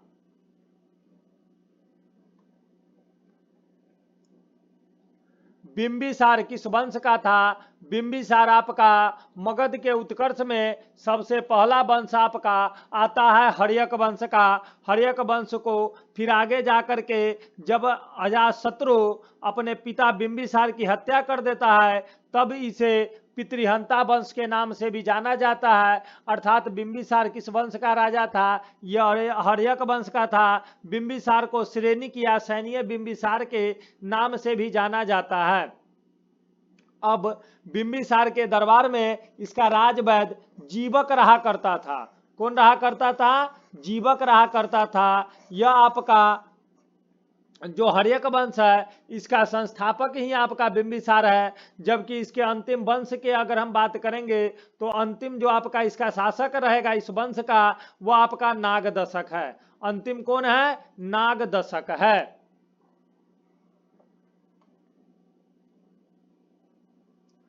अगर मौर्य की बात करेंगे तो मौर्य के संस्थापक कौन थे? तो मौर्य के संस्थापक आपका चंद्रगुप्त मौर्य है। गुप्त की बात करेंगे तो यह आपके श्रीगुप्त के माध्यम से था संस्थापक, यानी श्रीगुप्त के माध्यम से आपका गुप्त वंश की शुरुआत होता है। उसके बाद आपका शुंग वंश, शुंग आपका पुष्यमित्र शुंग के माध्यम से आपका शुरुआत होता है। अगला आपका है प्रश्न, शिवाजी को किसने कैद कर लिया था? शिवाजी को कैद जो आपका किया था वह कौन था? तो शिवाजी को कैद करने वाला व्यक्ति कौन था? औरंगजेब था। कौन था? औरंगजेब था। और शाइस्ता खां और अफजल खां ये दोनों शिवाजी की हत्या करने के लिए गया था, लेकिन किसी को यह सफलता प्राप्त नहीं हुआ था। शिवाजी को औरंगजेब अपने जयपुर के भवन में कैद कर लिया था, जहां से ये फल के टोकरी के माध्यम से, जो जेल में फल के टोकरी गया था, वहां से यह क्या होता है? निकल जाते हैं। जब निकलते हैं तब इन्हें क्या किया? तो राजा की उपाधि से औरंगजेब बाद में इनको सम्मानित करता है। शिवाजी के जो प्रशासन चलाए जाते थे उसे अष्ट प्रधान कहा गया है। कोई क्या कहा गया है? अष्ट प्रधान कहा गया है। जब अब हम लोग शिवाजी की राजधानी की अगर हम बात करेंगे तो रायगढ़ को राजधानी बनाया गया था। किसे? रायगढ़ को राजधानी बनाए हुए थे।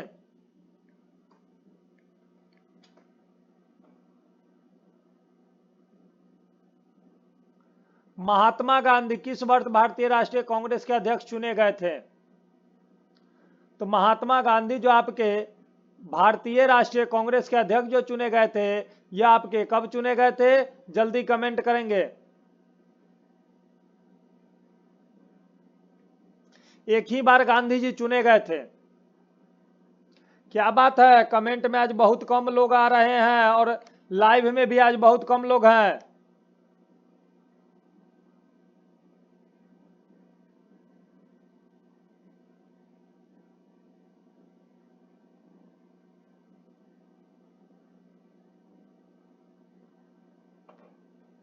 उन्नीस सौ 24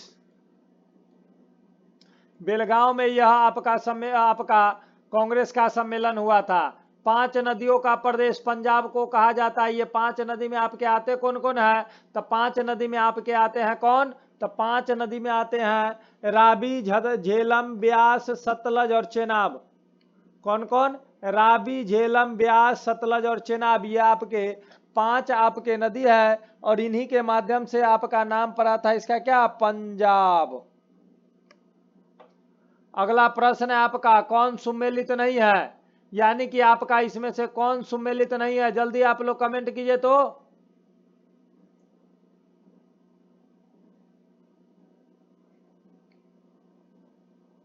बिलगांव में बिल्कुल सही है।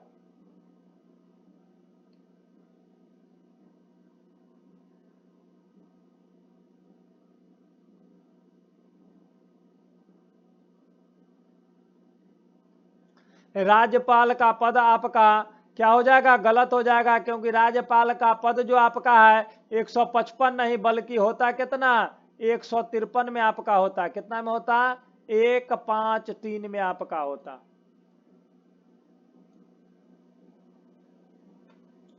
आगे है, विदेशी व्यापार का भुगतान संबंधित है। यानी विदेशी व्यापार का जो आपका भुगतान संबंधित है, विदेशी व्यापार का भुगतान संबंधित है, यह आपका किससे संबंधित है? तो यह आपका भुगतान संतुलन से है। किससे संबंधित है? भुगतान संतुलन से है।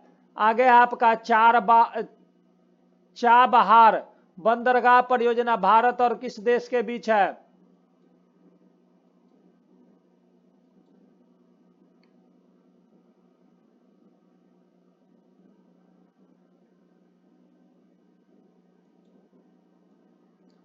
चाबहार बंदरगाह परियोजना भारत द्वारा किस देश में विकसित किया गया है? यानी कहां पे यह विकसित किया गया है? चाबहार परियोजना, चाबहार बंदरगाह परियोजना जो है यह भारत और ईरान देश में विकसित किया गया है। भारत के द्वारा कहां? तो भारत के द्वारा आपका ईरान में विकसित किया गया है।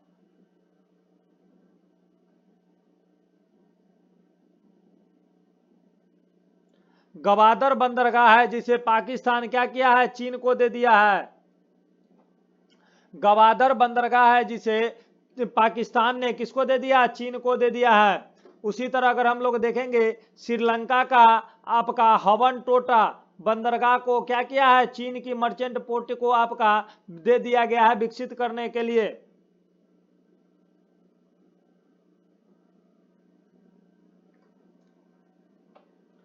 आपका आगे कह रहा है कि कौन सुमेलित नहीं है? तो आपका मैकमोहन रेखा भारत और चीन के बीच बिल्कुल सही है। रेड क्लिफ रेखा भारत और पाकिस्तान ये भी सही है। डूरंड रेखा भारत और अफगानिस्तान बिल्कुल सही है। 8 डिग्री चैनल कह रहा है। 8 डिग्री चैनल आपका अंडमान और मालदीव नहीं बल्कि मालदीव और मिनीकॉय के बीच है। किसके किसके बीच है? तो मालदीव और मिनीकॉय के बीच है आपका 8 डिग्री चैनल, मालदीव और मिनीकॉय।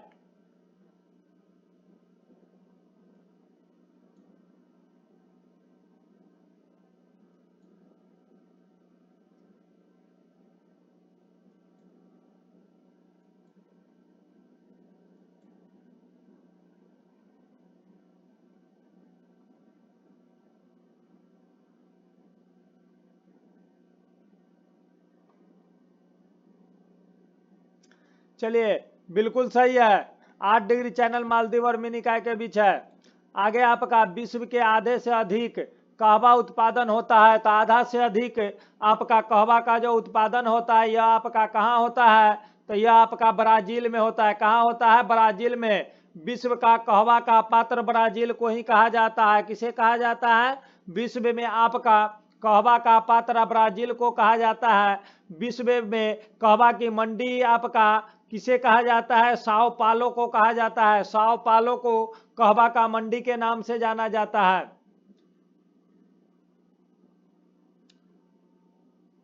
अगर भारत में बात करेंगे तो भारत में आपका कहवा आपका कहाँ? तो आपके कर्नाटक में उगाए जाते हैं। सबसे ज्यादा आपका कहाँ? कर्नाटक में।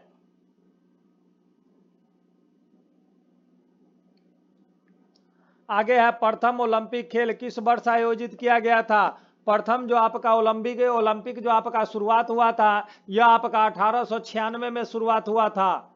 कहाँ? 1896 में। 1896 में जो शुरुआत हुआ था यह आपका कहाँ से शुरुआत हुआ था?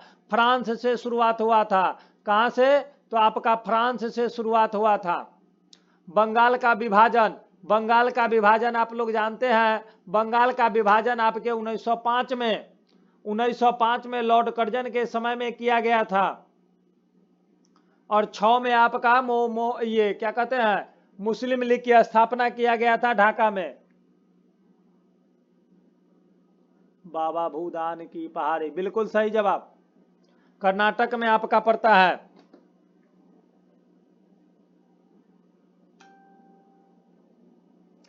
तो बंगाल विभाजन को रद्द की बात करेंगे तो बंगाल विभाजन को रद्द किया गया था 1911 के दिल्ली दरबार में। दिल्ली दरबार में आपका क्या किया गया था? तो बंगाल विभाजन को रद्द किया गया था। आगे हमारा प्रश्न कह रहा है, नेताजी सुभाष चंद्र बोस राष्ट्रीय खेल संस्थान कहाँ स्थित है? नेताजी सुभाष चंद्र बोस राष्ट्रीय खेल संस्थान जो है यह आपका कहाँ पे अवस्थित है? तो यह आपका पटियाला में अवस्थित है। कहाँ अवस्थित है? पटियाला में अवस्थित है। आगे आपका बाठल लोक नृत्य के साथ कौन सा भारतीय प्रदेश संबंधित है? यानी बाठल नृत्य के समय, बाठल लोक नृत्य के साथ आपका कौन सा भारतीय प्रदेश है? यानी बाठल नृत्य आपके कहाँ लोक नृत्य होते हैं? तो बाठल आपका होता है कहाँ? तो यह आपके पश्चिम बंगाल में होते हैं।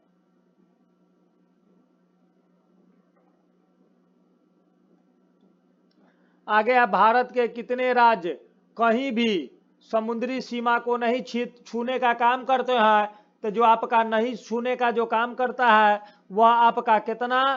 तो भारत में आपके कितने? तो 9 गो राज्य है जो आपका समुद्र से सटता है। ठीक है, उसके बाद आपका 16 गो राज्य है जो आपका स्थलीय सीमा और में आपका है, और 2 गो आपका स्थलीय और जलीय है। तो इस प्रकार कितना हो जाएगा? 14 हो गया। अब 5 गो आपका स्थल रुद्र है, तो स्थल रुद्र को जब जोड़ देंगे 5 गो, तब आपका कितना हो जाएगा? तब आपका 14 और 5 19 हो जाएगा। तो कितना हो जाएगा? 19 गो राज्य।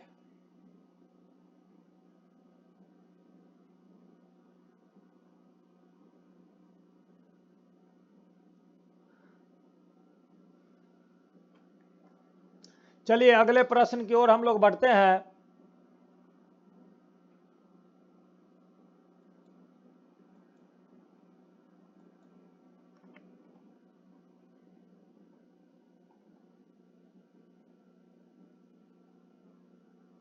आज कम लोग हैं, मैथ के क्वेश्चन को स्किप कर देते हैं।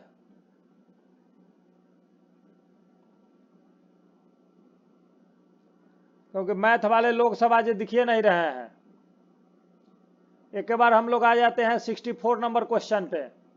कोई दिक्कत नहीं ना है? जरा आप लोग बता देंगे जो लोग जुड़े हुए हैं।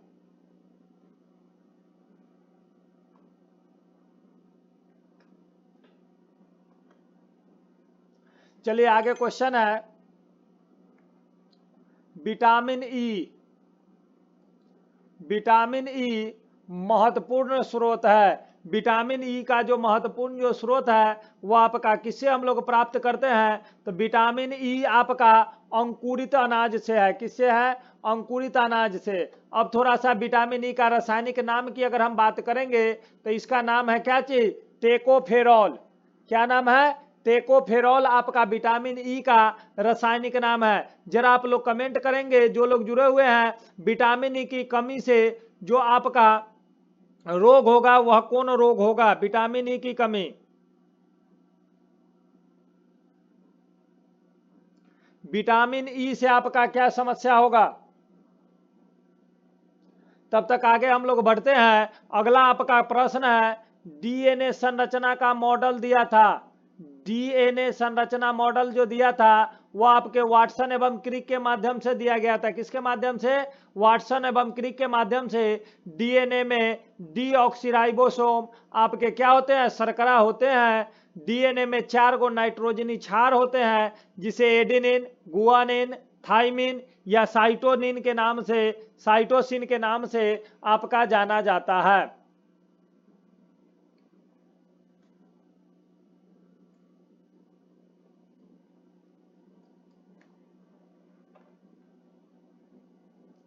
सब्जी के रूप में खाया जाने वाला छत्रक है। सब्जी के रूप में एनीमिया, ना ना ना ना ना ना, विटामिन ई के कमी से आपका प्रजनन क्षमता कम हो जाता है, यानी कि जनन शक्ति को कम कर देता है। सब्जी के रूप में खाया जाने वाला छत्रक आपका क्या है? तो यह आपका कवक है। कौन है? कवक है। सब्जी के रूप में खाया जाने वाला आपका छत्रक। आगे आपका प्रश्न कर रहा है, जब किसी धातु को गर्म किया जाता है तो इसका प्रतिरोध, जब धातु को गर्म करेंगे तो इसका प्रतिरोध क्या हो जाएगा? तो इसका प्रतिरोध बढ़ जाता है। जब धातु को हम गर्म करेंगे तो इसका प्रतिरोध क्या हो जाएगा? बढ़ जाता है। क्या हो जाएगा? तो ये आपका बढ़ जाएगा। आगे आपका प्रश्न है,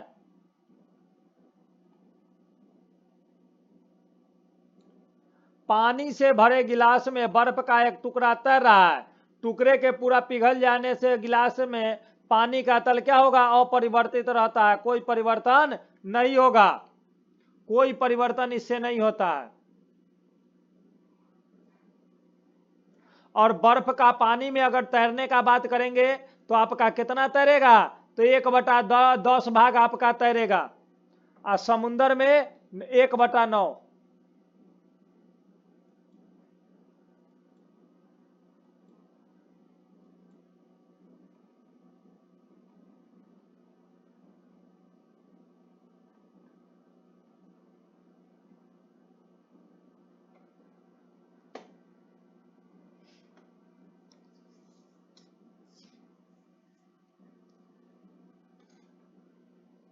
आगे आपका क्वेश्चन, अमाशय में भोजन के पश्चात क्या मिलता है? अमाशय में भोजन के पश्चात जो आपका मिलता है वो आपका क्या मिलता है?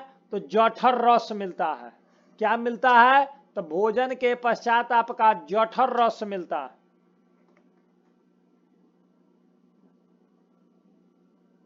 अमाशय में भोजन को लगभग पचने में कितना का देर का समय लगता है?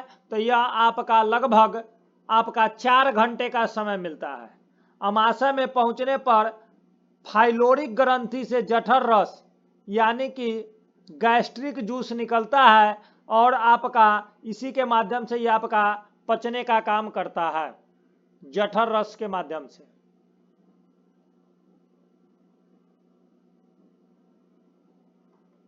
आगे है आपका, मानव शरीर की सबसे बड़ी ग्रंथि कौन सी है? जल्दी कमेंट कीजिए, मानव शरीर की सबसे बड़ी ग्रंथि।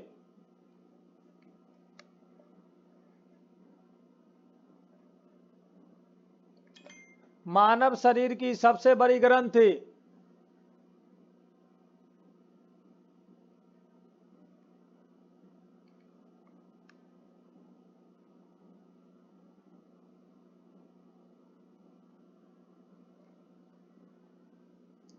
मानव शरीर की सबसे बड़ी ग्रंथि आपका कौन है? यकृत है। इसका वजन की अगर हम लोग बात करेंगे तो लगभग 1.5 से 2 kg तक होता है।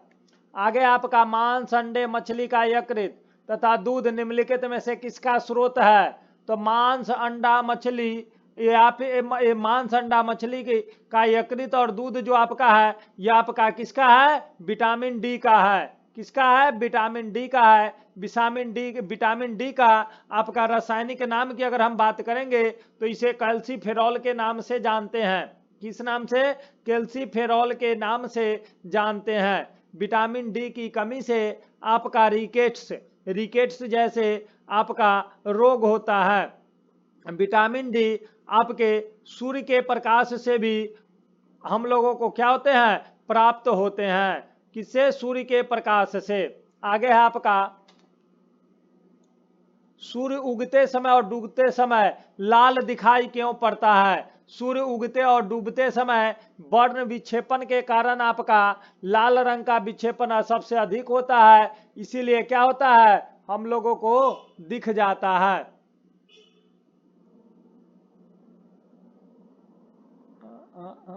ब्लू का ना आपका सबसे ज्यादा विक्षेपण आपका कम होता है, लाल का विक्षेपण कम होता है, इसीलिए ये हमको दिखता है।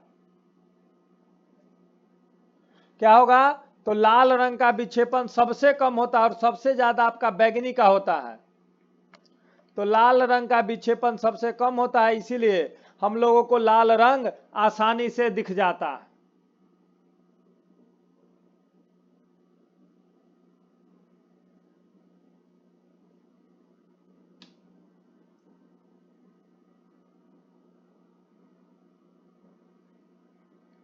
आगे आपका है कृत्रिम डायलिसिस का जो प्रयोग होता है, कृत्रिम डायलिसिस का जो प्रयोग होता है यह आपका वृक्क के प्रतिस्थापन में होता है। किसमें होता है? वृक्क के प्रतिस्थापन में यह आपका कृत्रिम डायलिसिस का प्रयोग किया जाता है। वृक्क के बाहरी भाग को कोर्टेक्स कहते हैं। क्या कहते हैं? कोर्टेक्स कहते हैं। जबकि आंतरिक भाग की अगर हम बात करेंगे तो इसे मेडुला के नाम से जाना जाता है। और यह जो आपका प्रत्येक वृक्क जो होता है वह आपका कई सारे आपके वृक्क नलिकाओं से बने होते हैं जिन्हें नेफ्रॉन कहते हैं।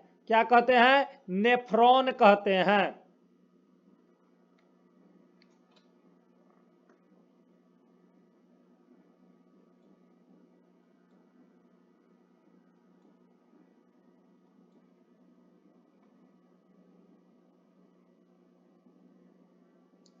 आगे प्रश्न है किसमें एल्युमिनियम नहीं होता है? तो एल्युमिनियम नहीं होता है आपका फ्लूओरस्पार में। फ्लूओरस्पार में आपके एल्युमिनियम नहीं होते हैं, क्योंकि एल्युमिनियम के अयस्क में ये आते ही नहीं है। क्योंकि एल्युमिनियम के इसका जो फ्लू और स्पार का जो सूत्र होता है CaF2 होता है। क्या होता है? CaF2।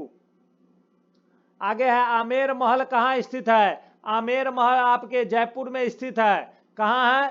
सवाई जयसिंह के जो आपके प्रसिद्ध शहर आपके कहाँ पे? तो आपके जयपुर में स्थित है। जयपुर आपका कहाँ पे है?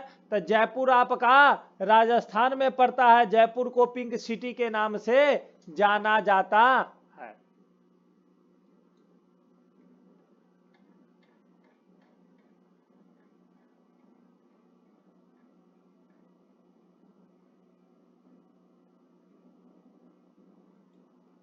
आगे प्रश्न है अस्थिया किसमें वालित होती है? अस्थिया किसमें वालित होती है? तो यह आपका वालित का मतलब होता है खोखली, और खोखली किसमें होती है? तो यह आपके पक्षियों में होते हैं। किसमें होते हैं? तो यह आपके पक्षियों में होते हैं। आगे है आपका जो वाणी द्वारा व्यक्त न किया जा सके, जो वाणी द्वारा व्यक्त न किया जा सके वह आपका अनिर्वचनीय आपका कहा जाता है। गाल बजाना। गाल बजाना का मतलब क्या है? डींग हाँकना। गाल बजाना, डींग हाँकना। आगे है आपका इसमें से भाववाचक कौन है? भाववाचक आपका कौन है? तो भाववाचक इसमें आपका कौन है? तो भाववाचक की अगर हम बात करेंगे तो चिंता आपका भाववाचक है। क्रिया से बनने वाले भाववाचक संज्ञा क्या है? तब क्रिया से जो बनने वाले भाववाचक संज्ञा है वो आपका थकावट है। धकावट नहीं, थकावट होगा यहाँ पे। ये क्या था? थकावट। आगे है निम्नलिखित में से सबसे अधिक कठोर कौन सा है? सबसे अधिक जो आपका कठोर है जो निम्न में जो दिया गया है इसमें आपका सबसे अधिक कठोर कौन है? तो आपका हाई स्पीड स्टील होता है। कौन है? High speed steel. यह आपका सबसे कठोर है। ऐसे विश्व में सबसे कठोर जो आपका कहा जाता है वो आपका कौन है? हीरा को कहा जाता है सबसे कठोर।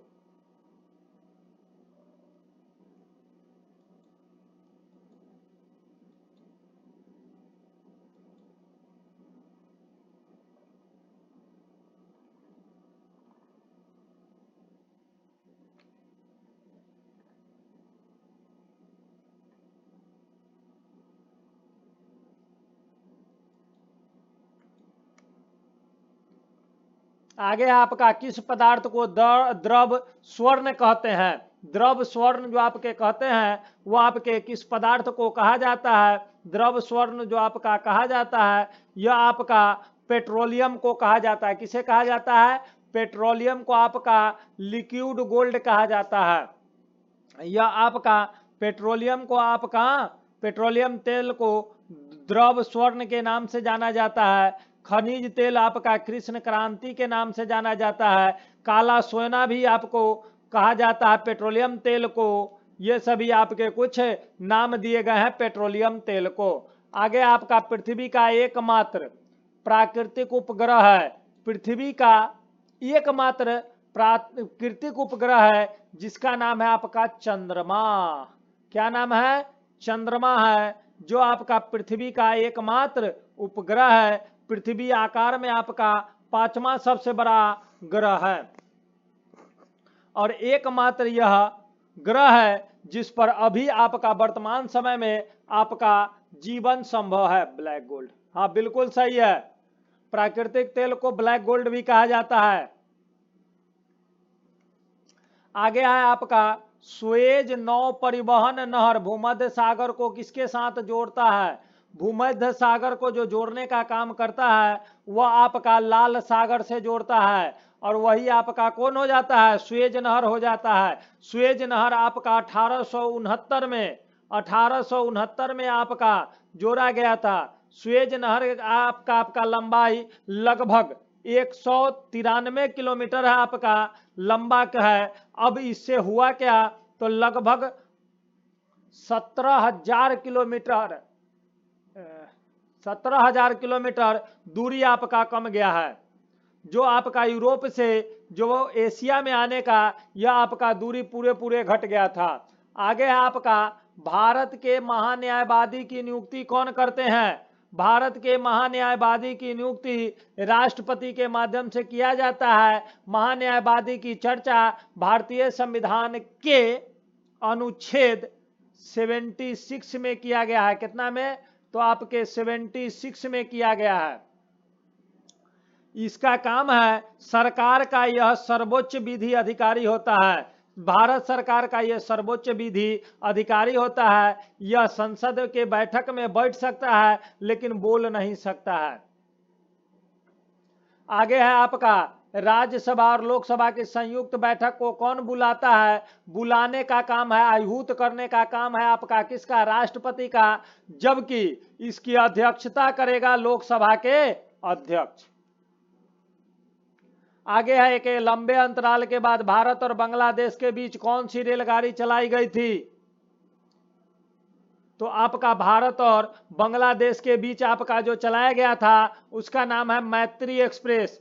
कौन है? मैत्री एक्सप्रेस भारत और बांग्लादेश के बीच चलाया गया था। भारत और पाकिस्तान के बीच आपका समझौता है। भारत और पाकिस्तान के बीच आपका समझौता है। मिताली आपका न्यू जलपाईगुड़ी से ढाका जाता है। ढाका बांग्लादेश में पड़ता है। न्यू जलपाईगुड़ी से ढाका तक जाता है मिताली एक्सप्रेस।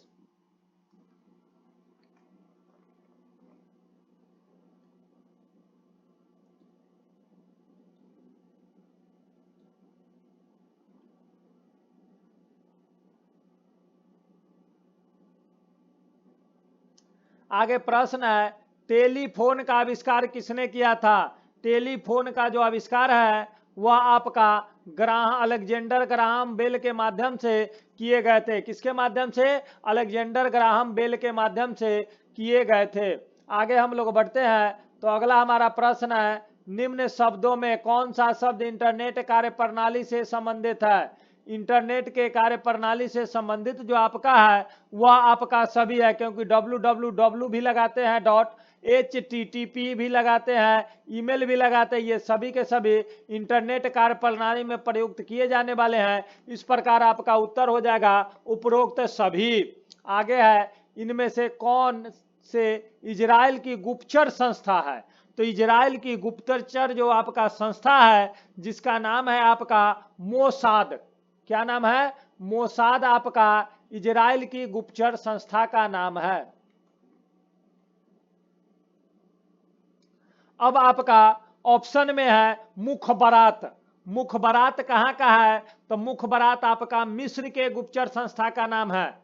मुखबरात जो आपका है मिस्र के गुप्तचर संस्था का नाम है। साबाक की अगर हम बात करेंगे तो साबाक आपका ईरान के गुप्तचर व्यवस्था का नाम है। उसके बाद है KGB, यह आपका रूस के रूस के गुप्तचर व्यवस्था का नाम दिए गए हैं।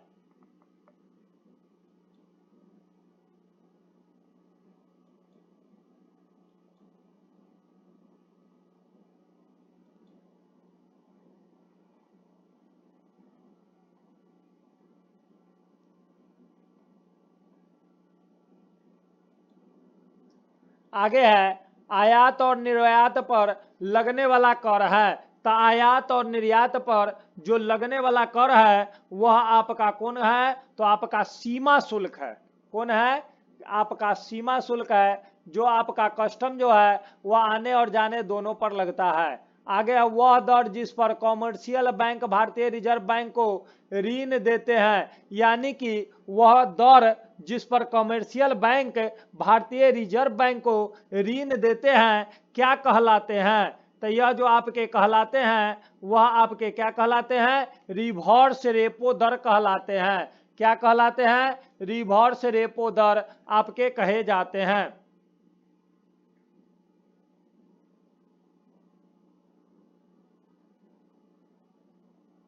जो आपके कम समय के लिए यानी अल्पकाल के लिए व्यावसायिक बैंकों को ऋण दिया जाता है, उस पर से जो आरबीआई ब्याज लेता है उसी को आपको रेपो दर कहा जाता है। आगे है भारत का केंद्रीय औषधीय अनुसंधान संस्थान कहाँ है? तो औषधीय जो आपका अनुसंधान संस्थान है यह आपके उत्तर प्रदेश के लखनऊ में अवस्थित है। कहाँ है? उत्तर प्रदेश के लखनऊ में अवस्थित है। आगे आपका कह रहा है गिवन सेंटेंस में आपका करेक्ट आपका देखना है जो आपका एक्टिव फॉर्म में हो। जैसे सेंटेंस है AIDS will have been cured by the year 2070 by scientist. तो इसका आपका उत्तर हो जाएगा scientist will have cured AIDS by the year 2070।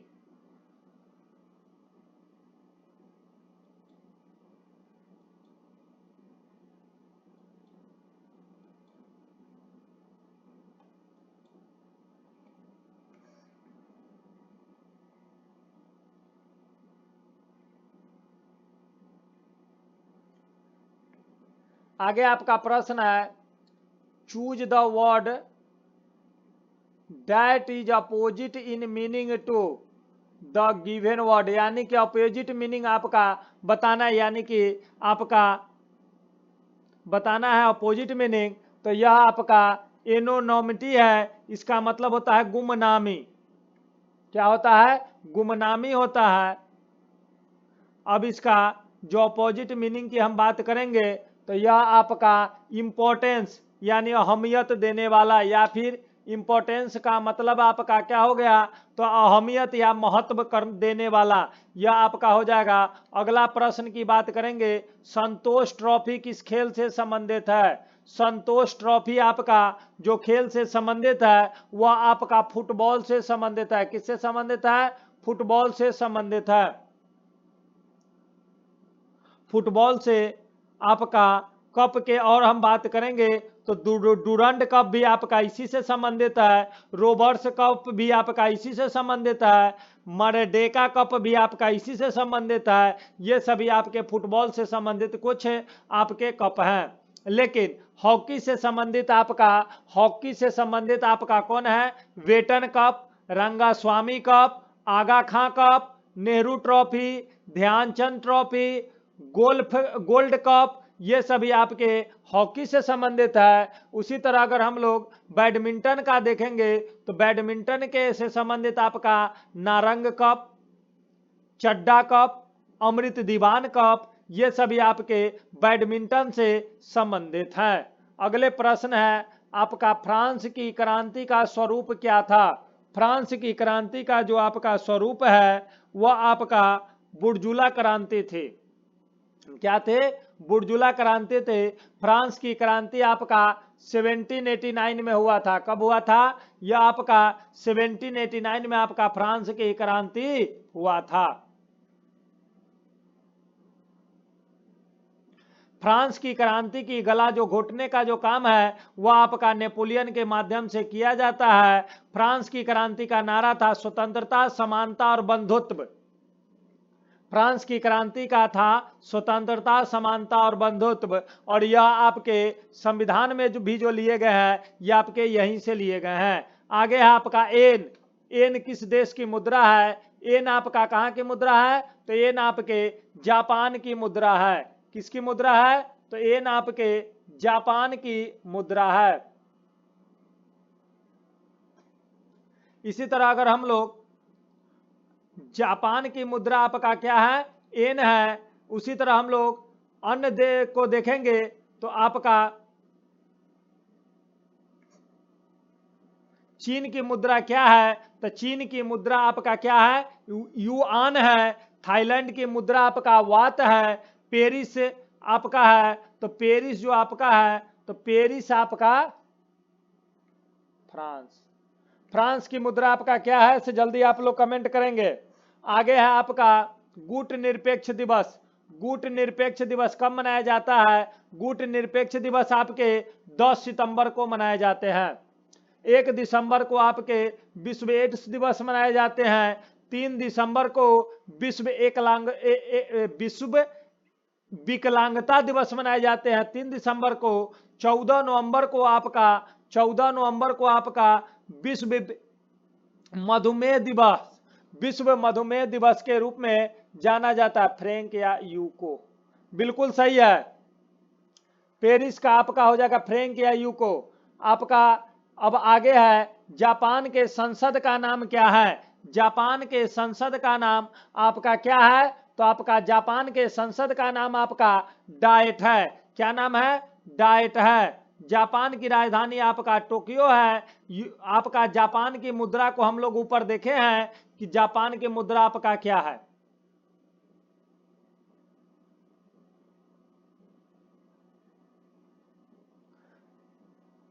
Bharat के संसद का नाम संसद है।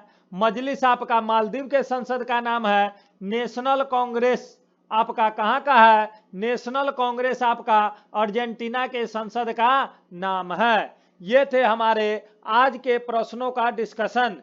1799 आपके टेस्ट आईडी थे जो आपके आज के टेस्ट के हम लोग देखे हैं। आज बहुत कम लोग जुड़े रहे, लेकिन फिर भी कोई बात नहीं। चलिए आज के लिए इतना ही। धन्यवाद। शुभ रात्रि सभी को।